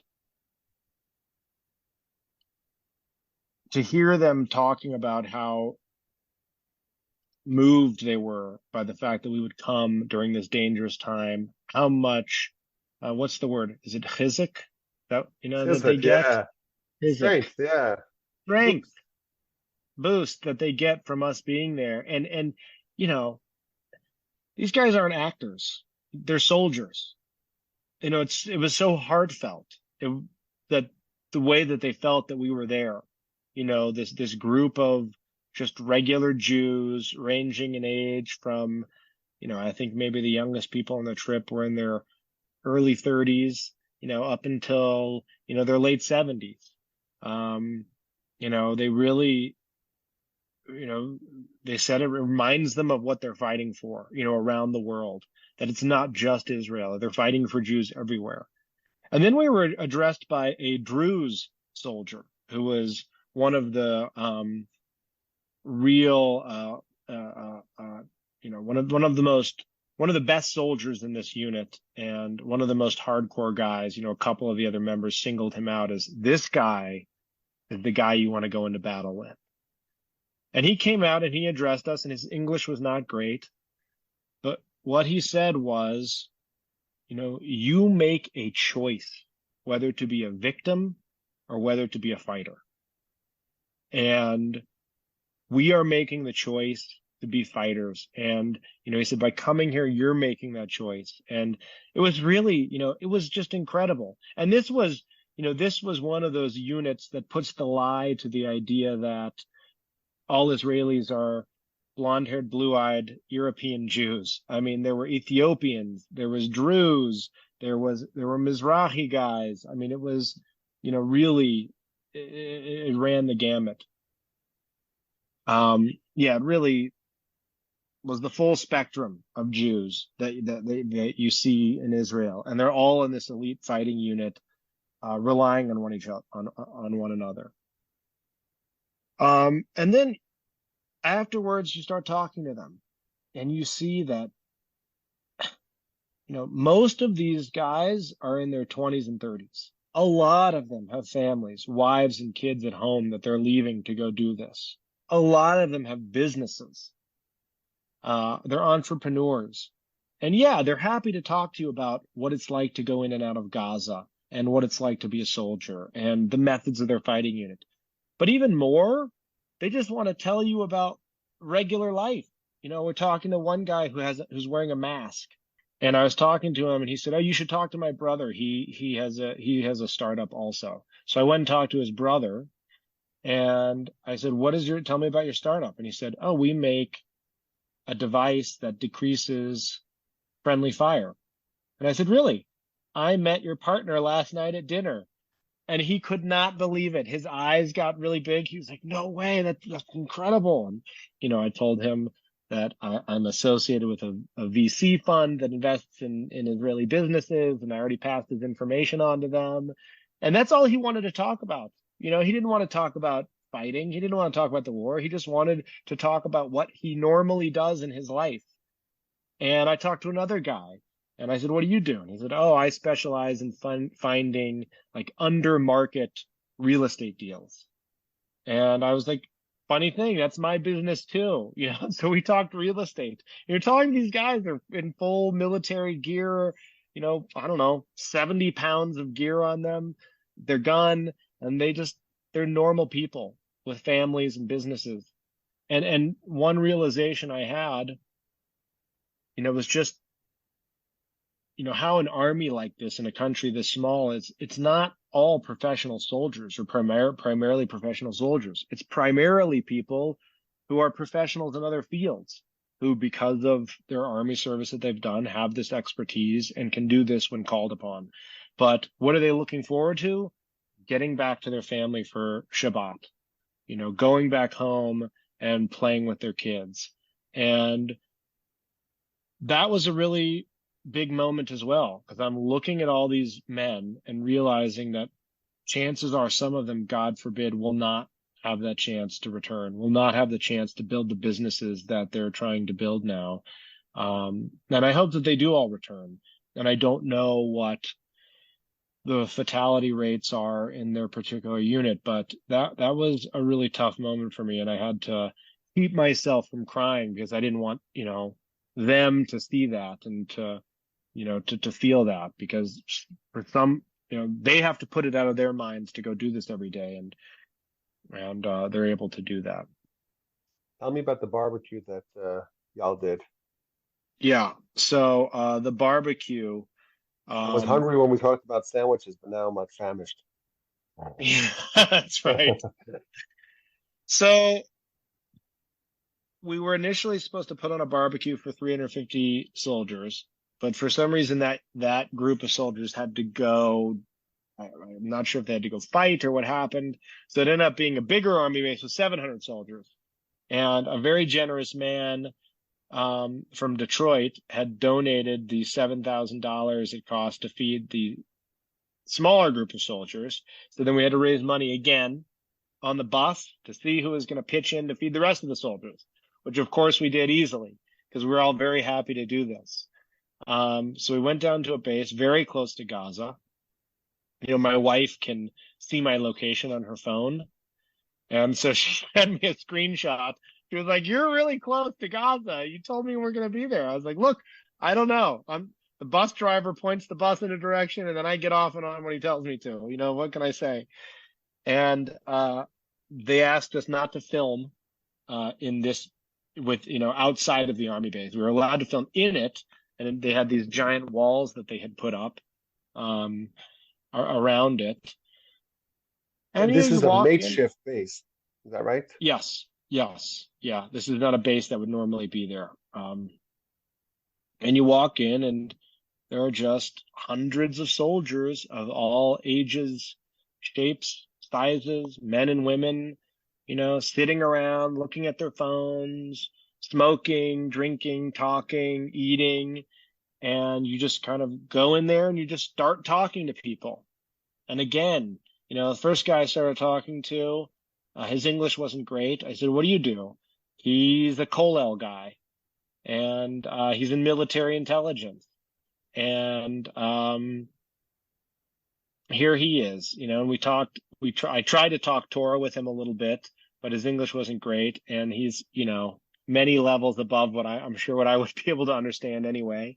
He was studying Baba Basra. That's his book that he likes.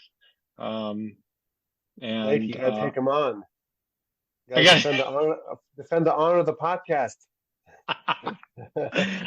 I'll go back. I'll track him down after studying for a couple of years and see what I can do. Talking to other people who run businesses. I talked to one guy who is in Army engineering. And he said that he had really wanted to move to the United States, but that actually, since this had happened, now he wants to stay. And I had a realization on this base, which is that, the IDF is the most moral army in the world, probably the most moral army in the history of combat. And several people told me, often to the detriment of soldiers. They will put their own soldiers in harm's way and at risk to be as moral as they are and to be as careful to avoid civilian casualties as they are. Which, in my opinion, is a mistake. Yes, and I think many of the soldiers felt that way as well. But it is also unquestionably the most educated army in the history of warfare.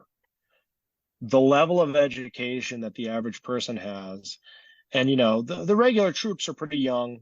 They haven't been to college yet often, but they're the education that they get in schools in Israel is excellent.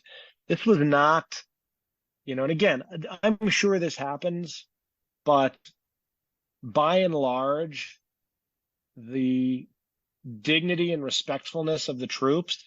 Look, I don't know that much about the military. I wasn't in the military in the United States either. Most of what I know from it is from movies. But this army does not behave in the way that you see armies behave in American war films. They're very dignified. They think, they talk a lot about politics. A lot of the guys on that base, wanted to engage in discussions about the political reasons that they were in this position they found themselves in. They wanted to ask me about what I thought was going on in the United States and the college campuses and academia and around the world with the, pro-Palestinian marches. They wanted to know about the march in Washington. These were heady conversations for soldiers who are going into battle. And, look, it could have been at a kiddush. That's how you feel talking to these soldiers. Like, these are just the same conversations and the same types of people that you'll talk to in shul for kiddush. And, it feels like family, feels like home. It's just, it's an instantaneous connection. And, another thing you're handing out, these letters, and pictures that we brought from kids. And it seems silly, like they're going to battle. You're going to give them it makes a difference. Like again, it gives them incredible physic, and it gives them strength, and they realize that we are all thinking about them and caring about them wherever we are in the world, and that we're watching them, and that we're praying for them, and the praying, like that is important for them. Even the ones that are, more secular, to know that we're out here praying for them was so important for them. Yeah, and that was a theme that came up a lot too, is they are seeing what's happening in the news. They're seeing the anti-Semitism that's out there, and they do feel embattled, and they feel lonely, and they feel abandoned in a lot of ways.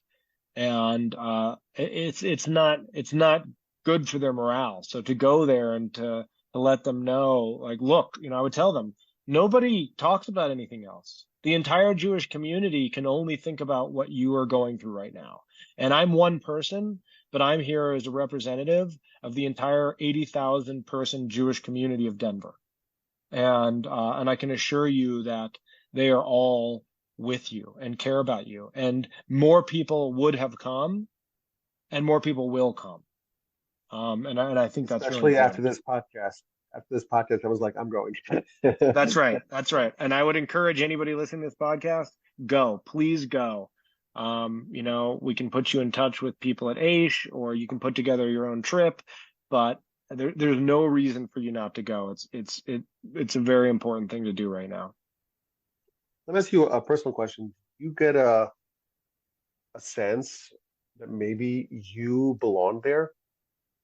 Like I've been having this feeling the last couple of weeks.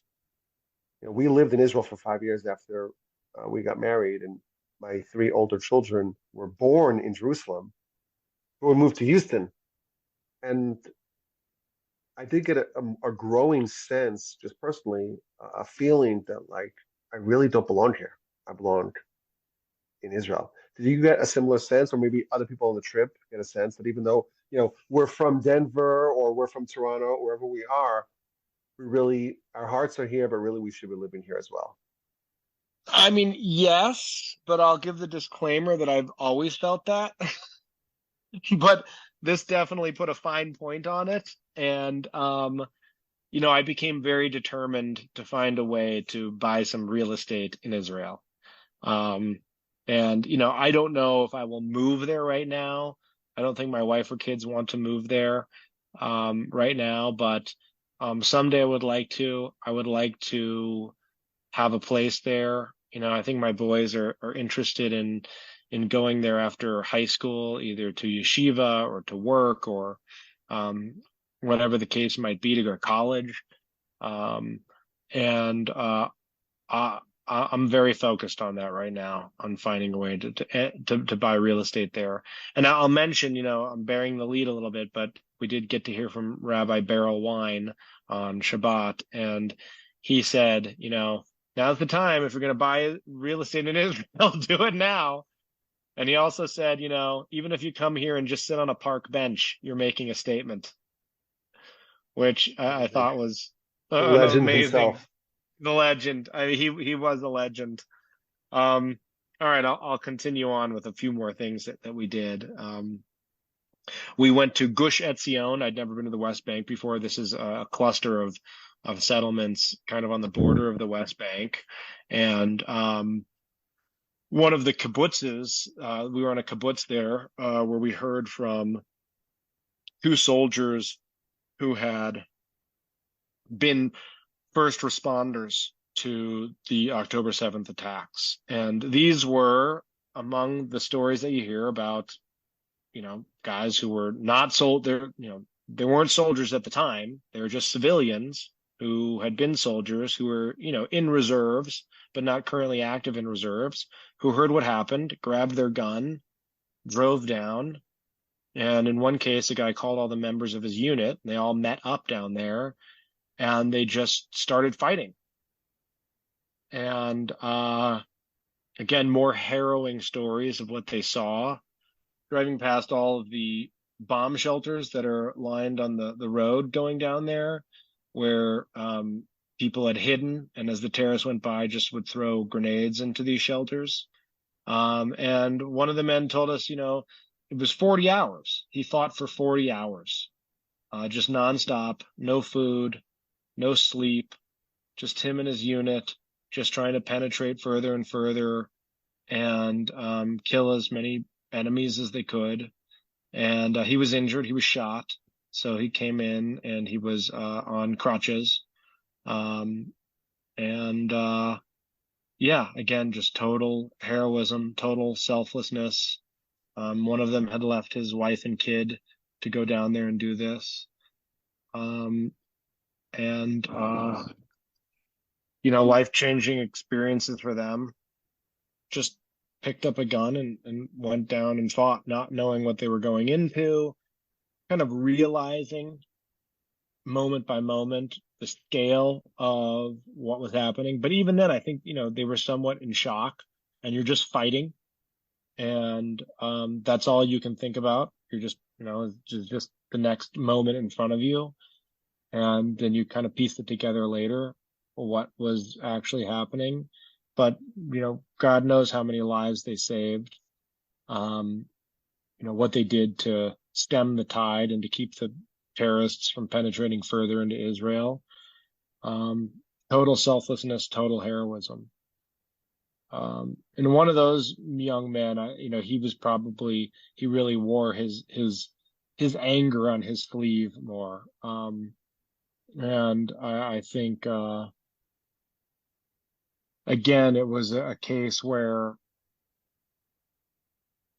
there had been some level of apathy amongst Israelis, or some level of distraction, or maybe not taking the enemy as seriously as maybe they should have.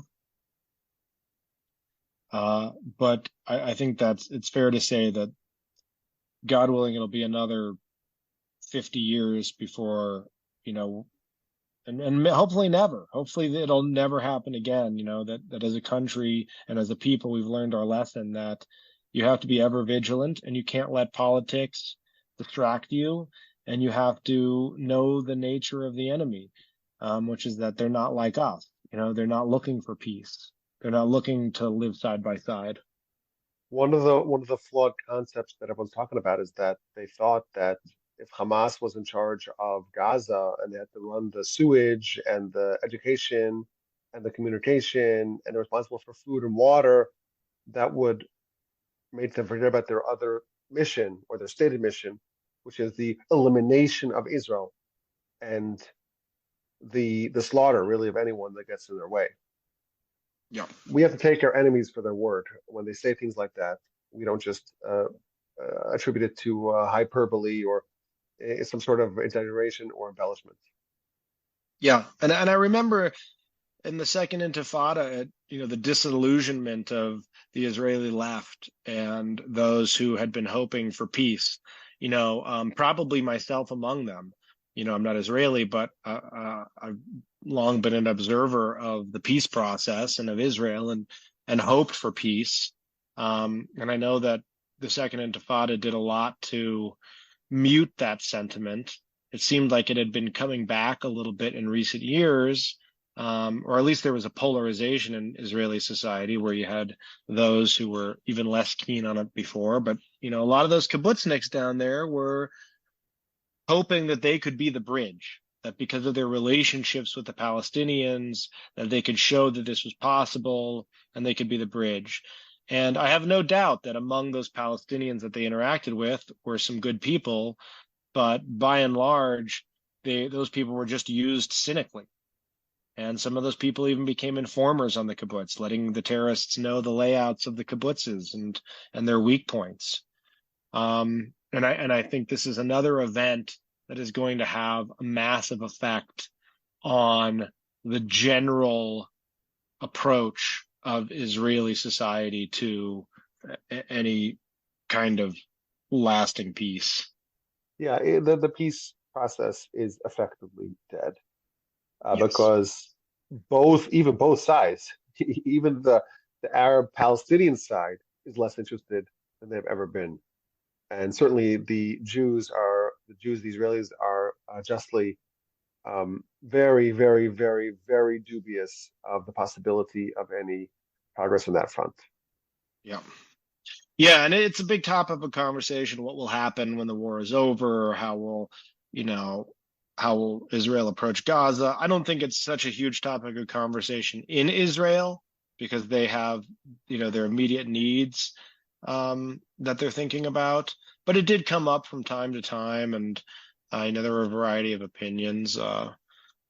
But I certainly think that it's decades, decades of damage have been done by this. Um, both of those soldiers mentioned that, a lot of Gazan civilians came through as well. It wasn't just the terrorists, that once the gates were open, so-called civilians flooded in and perpetrated brutality and violence. Mm. One of the guys said, he was asked, what he thought about this and why it happened. And he said, it's funny after 4,000 years to ask why. There's just evil in the world. That's just the reality. And you just have to kind of accept that and be realistic about it and do your best to protect yourself from it. And he was an interesting guy. He was a religious guy, and his perspective on that, his perspective on the idea of miracles happening in battle, and he was kind of funny about that too. He said, "Well, look, terrible things happen too. The same hand that protects you can also hurt you." And he had a very philosophical outlook. But one thing is for certain is that he knew what his role was, and his role was to protect himself, to protect his country, and to protect the Jewish people. And that's exactly what he did at great personal expense. We also got to meet with the troops that were stationed at Gush Etzion. They've turned a dining hall there into essentially barracks. And, they talked about the West Bank. In their opinion, the divide between Gaza and the West Bank is not what we are told it is in American media. Their West Bank, they're maybe not officially Hamas, but oftentimes have the same attitudes towards Israel that they do in Gaza. And these soldiers have to go in daily and foil potential terrorist attacks and terrorist plots. There's some real fighting going on there. And it's a dangerous and difficult job as well. Yeah, and the reason why they haven't had elections there since 2005, the Mahmoud Abbas is on, they say, year 18 of his 4-year term. Right. The reason why is because Hamas would win. Hamas would win. Yep. Which they actually won the democratic elections in 2007. Mm-hmm. Because when Israel pulled out unilaterally in 2005, in Gaza, that is, it was the Palestinian Authority. Yep. And then they had elections and Hamas won. Hamas would win today in the West Bank, in Judea and Samaria as well. So yeah, I don't know what the solution is, but the party line solution of a two-state solution, right? But that, I think it's naive and it's just not going to happen. Yeah, the idea that you could pull out of the West Bank, it's absurd. It's absurd because it will be the same thing that happened in Gaza, which is that they'll spend all of their time, energy, and money building up their ability to murder Jews. They won't do anything else. Yeah, and the distance between Gaza and the farthest penetration of terrorists on October 7th, that is much smaller than the distance between Tulkarem in the West Bank and Tel Aviv. Yes. So it's just not an option. It's not an option to allow these people, which are, again, effectively they're the same people. Yeah. Land for You should peace. not allow a Hamas stand in the West Bank in Judea and Samaria. Yeah. I think land for peace is dead. And someone I read recently said, it's really land for war. And that's the mentality, that the Palestinians and their leadership has, is that, give an inch, take a mile. The more you give, the more they assume that you're weak, the more they're going to want to take. So there will be no land for peace. I don't know what the solution is to Judea and Samaria, or Gaza for that matter, but it certainly isn't exchanging land for peace or some kind of temporary tranquility. And the Israelis know that. They know that more than they ever have. And so I think that they'll likely find some other way of securing their homeland and securing their safety. I don't know what that is yet. Otherwise, they have no reason to exist. Yes. And they should all be booted from office and let people that can do that. Yeah.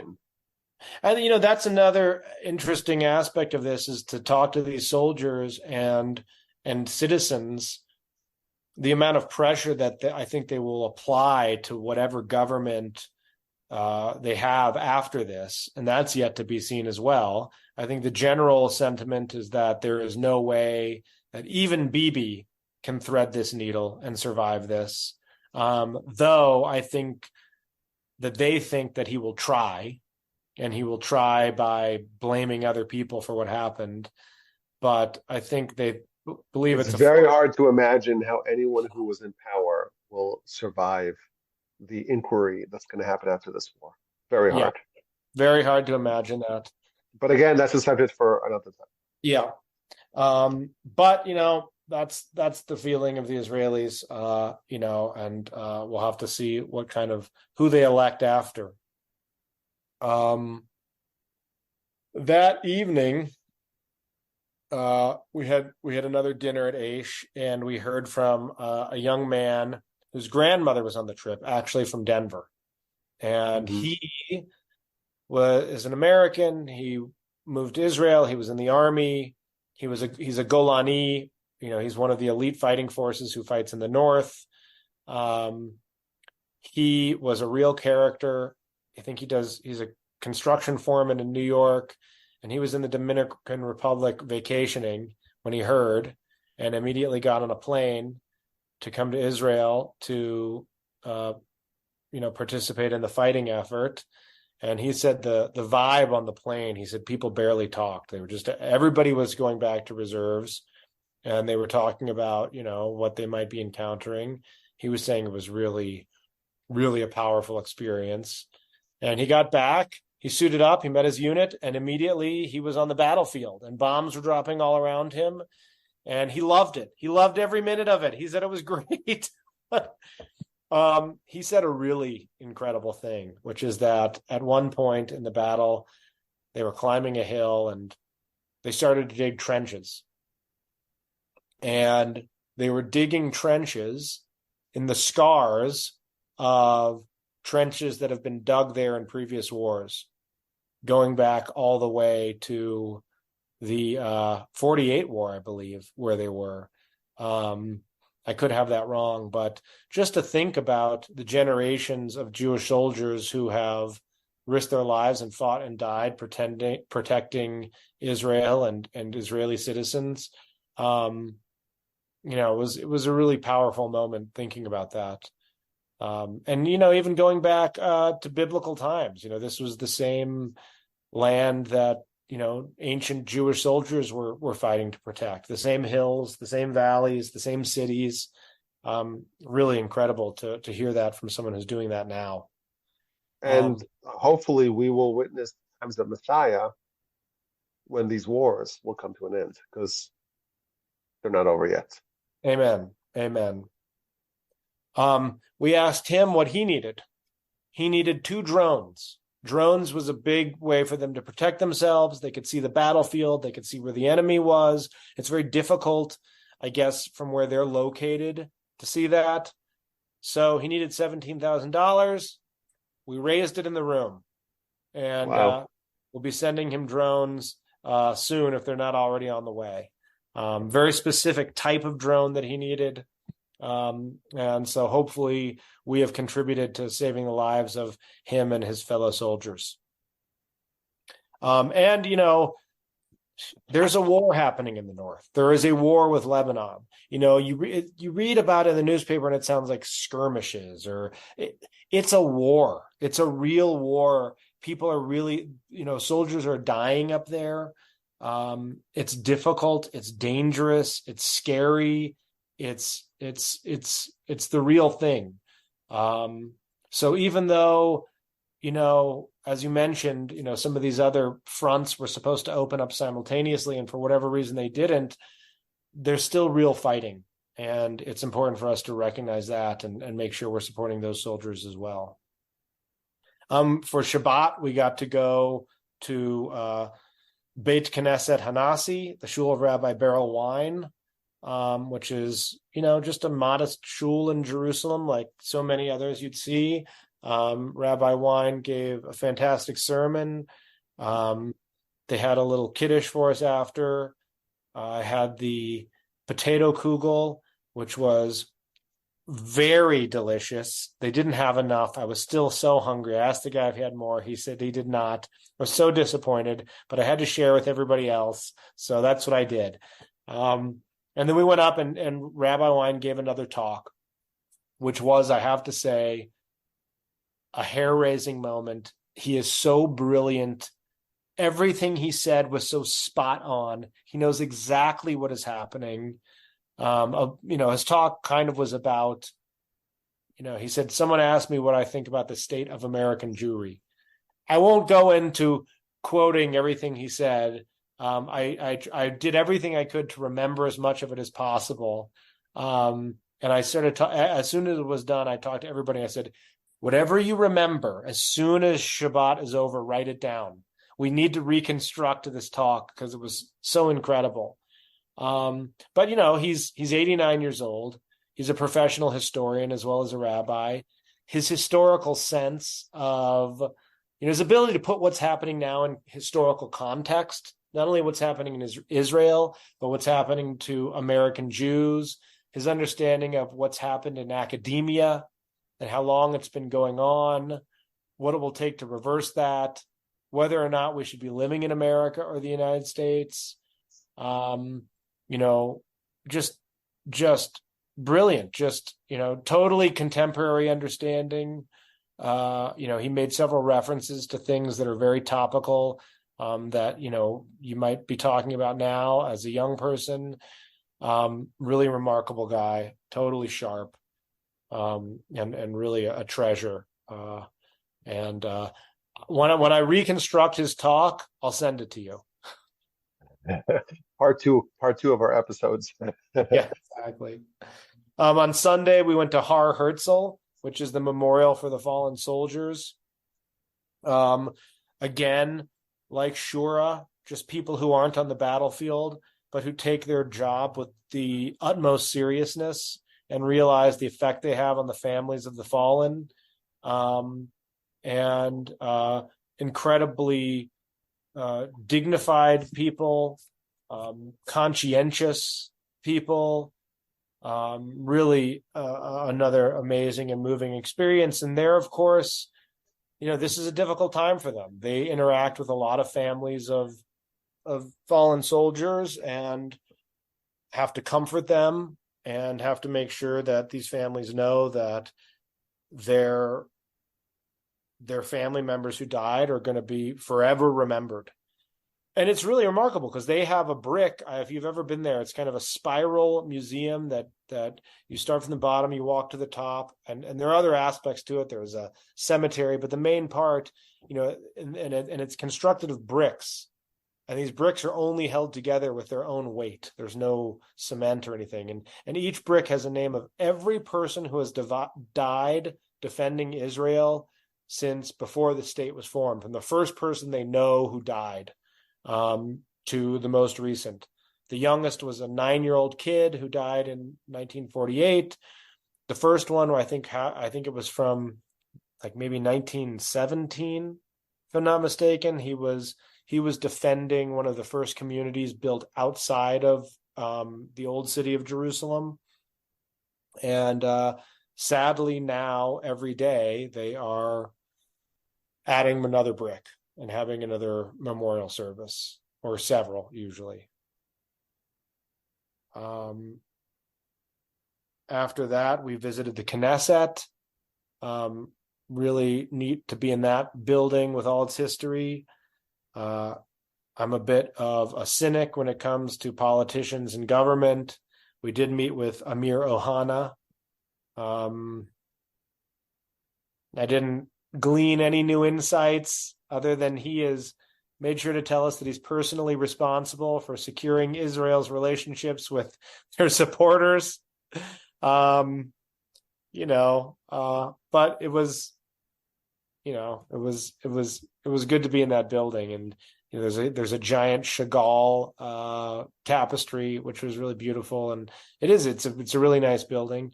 I was much more sympathetic to all the other people, the non-politicians who work in that building and make sure that the wheels of government can turn, such as they do. And that was the end of my part of the trip. They did have another banquet at Aish that night, which I had to miss because I wanted to see members of my family who I hadn't yet got a chance to see. I have some family that lives in Jerusalem. This is my mother's first cousins. They made Aliyah in the 70s. They live in Harnof, which is a religious neighborhood. They have a lot of kids and lots of grandkids, many of whom are serving, including one of their sons who I met with later. But they talked about, I think one of their daughters or granddaughters is in the unit that watches the screens of the cameras that look at the border with Gaza. They give this job to girls because boys aren't capable of looking at a screen for 12 hours without being distracted. So I think it's an all-female unit. And from what I hear, I have heard that actually, these young women are very upset because they had been giving warnings that they had been seeing unusual activity, and their commanders, who are mostly men, were not listening to them or taking them seriously enough. But one of my cousins is in that unit, or my second cousins, or maybe even third cousins. I'm not sure if it was their daughter or their granddaughter. It must have been their granddaughter who's in that unit. And they're very worried. They told me, my cousin told me, she says a lot of Tehillim to make sure that her grandson doesn't go to battle. And he said to her, "Grandma, you got to stop doing that. Like, I want to go. Don't pray so much for me," because they keep telling him that he's going to have to, report for duty, and then they call him at the last minute and say, "Never mind, you don't have to report." He said, "Grandma, your prayers are too effective. Stop saying it." And then I met with one of their sons, my cousin, who he was an F-16 pilot, which is kind of like royalty in Israel. And he had to stop doing that for reserve duties because it's very demanding. It takes it's like 6 months a year of training to keep up with it. And he has a tech startup. He has a startup that uses AI and machine learning to increase the accuracy of actuarial data for insurance companies. And so he's not able to fly, but he is a reservist, and I met him that night, and he had to report for duty the next morning. He had just come from a previous shift. What he does is he communicates the needs of ground troops for air cover to the Air Force. So he speaks both languages. He speaks Army and he speaks Air Force. And then he has to make the decision of whether or not to provide the requested air cover based on how dangerous he feels it will be for the ground troops. Very demanding. One of the hallmarks of the Army in the last couple of years is that this is what I remember hearing, is that the ground troops can summon an aerial attack on a building or someplace like that, someplace that's giving them trouble. They can just call in the Air Force. Yes, and he's the guy that they call. Interesting. It's a tough job because you're making life and death decisions. You have to make them quickly. You have to weigh all sorts of factors. And he has 12-hour-long shifts. He says sometimes he can't get up to go pee or eat or anything. He's glued to his chair. Very demanding, very stressful. And again, all he wanted to talk about was his business. I wanted to hear about, his Army life, and all he wanted to talk about was his startup, which he can't wait to get back to. And, he told me about the measures that they take, to account for his absence, and, who takes over when he's not there. He, I think, is the CEO. I think he's the CEO or the CFO. I can't remember his exact role, but he's one of the founders. It's very important to him. He's been working on it for a long time. And, the way that they balance real life, I don't know what's more real life than going to war, but their regular lives with their lives as soldiers and as warriors, it was really incredible to see that. I mean, it's just the way that they handle this dichotomy is really impressive. His kids were asleep. He had just put his kids to sleep, so I didn't get to meet them. And they were sleeping in the next room. His wife came back. She had been, out to dinner with some friends for her birthday. He explained to me, I asked him, how he handles Torah study. He told me about his Torah study group that he hosts at his house every week. And, they do Gemara, and, it seems like they have such rich lives. Unbelievably rich lives. I mean, they are human beings in the fullest sense of the word. Families, businesses, warriors, citizens. I mean, just incredible people. And I have just, incredible respect for them. So Blake, summarize your trip for us and tell us your takeaways. My takeaway is this. I think is it in Ezekiel where it says, be a light unto the nations, or Isaiah? Isaiah, yeah. Isaiah. And I've wondered what that means. And as I've gotten older, I've come to understand what that means as I've learned more Torah, thank God, through your podcasts. And, I've learned a lot of Torah from you. Thank you so much for that. I listen to all of your podcasts. I started out listening to your history podcast, and from there I found all the others. And you really, gateway drug. It's the gateway drug. And it certainly was for me. And so as I've developed an understanding of what that means, of what Judaism and what Torah and what a Jewish lifestyle can offer to the world, that on this trip came into such sharp focus for me. From the Shura Army base where they prepare the bodies, to the attitudes of the warriors who go out and risk their lives, to the way that the community supports those soldiers by volunteering their time, and the selflessness that everybody shows. Every aspect is a Kiddush Hashem. Every aspect is modeling for the world how to be a mensch, how to be a human being. And when you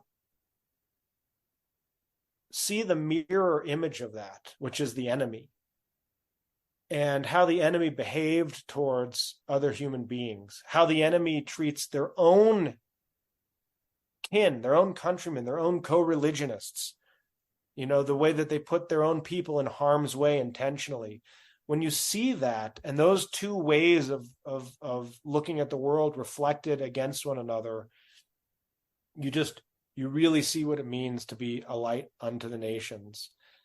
And then to see the variety of people contributing to this, from the secular to the religious, from the left to the right, all the ways of being religious. I asked one of my taxi drivers if he was religious, and he said, no, but I know there's a God. The Jewish people we are a prism, and God's light refracts through that prism, and we're each a facet of that prism. And I felt like that on this trip. I felt like I had a direct role in allowing God's light to flood the world. And to anybody listening to this, again, I would implore you to be involved, even if you can't go to Israel. If you can, go. They want you there. They need you there. It's important not only to be there, but then to come back and share what you saw and tell other Jews and non-Jews what you've seen and how important it is.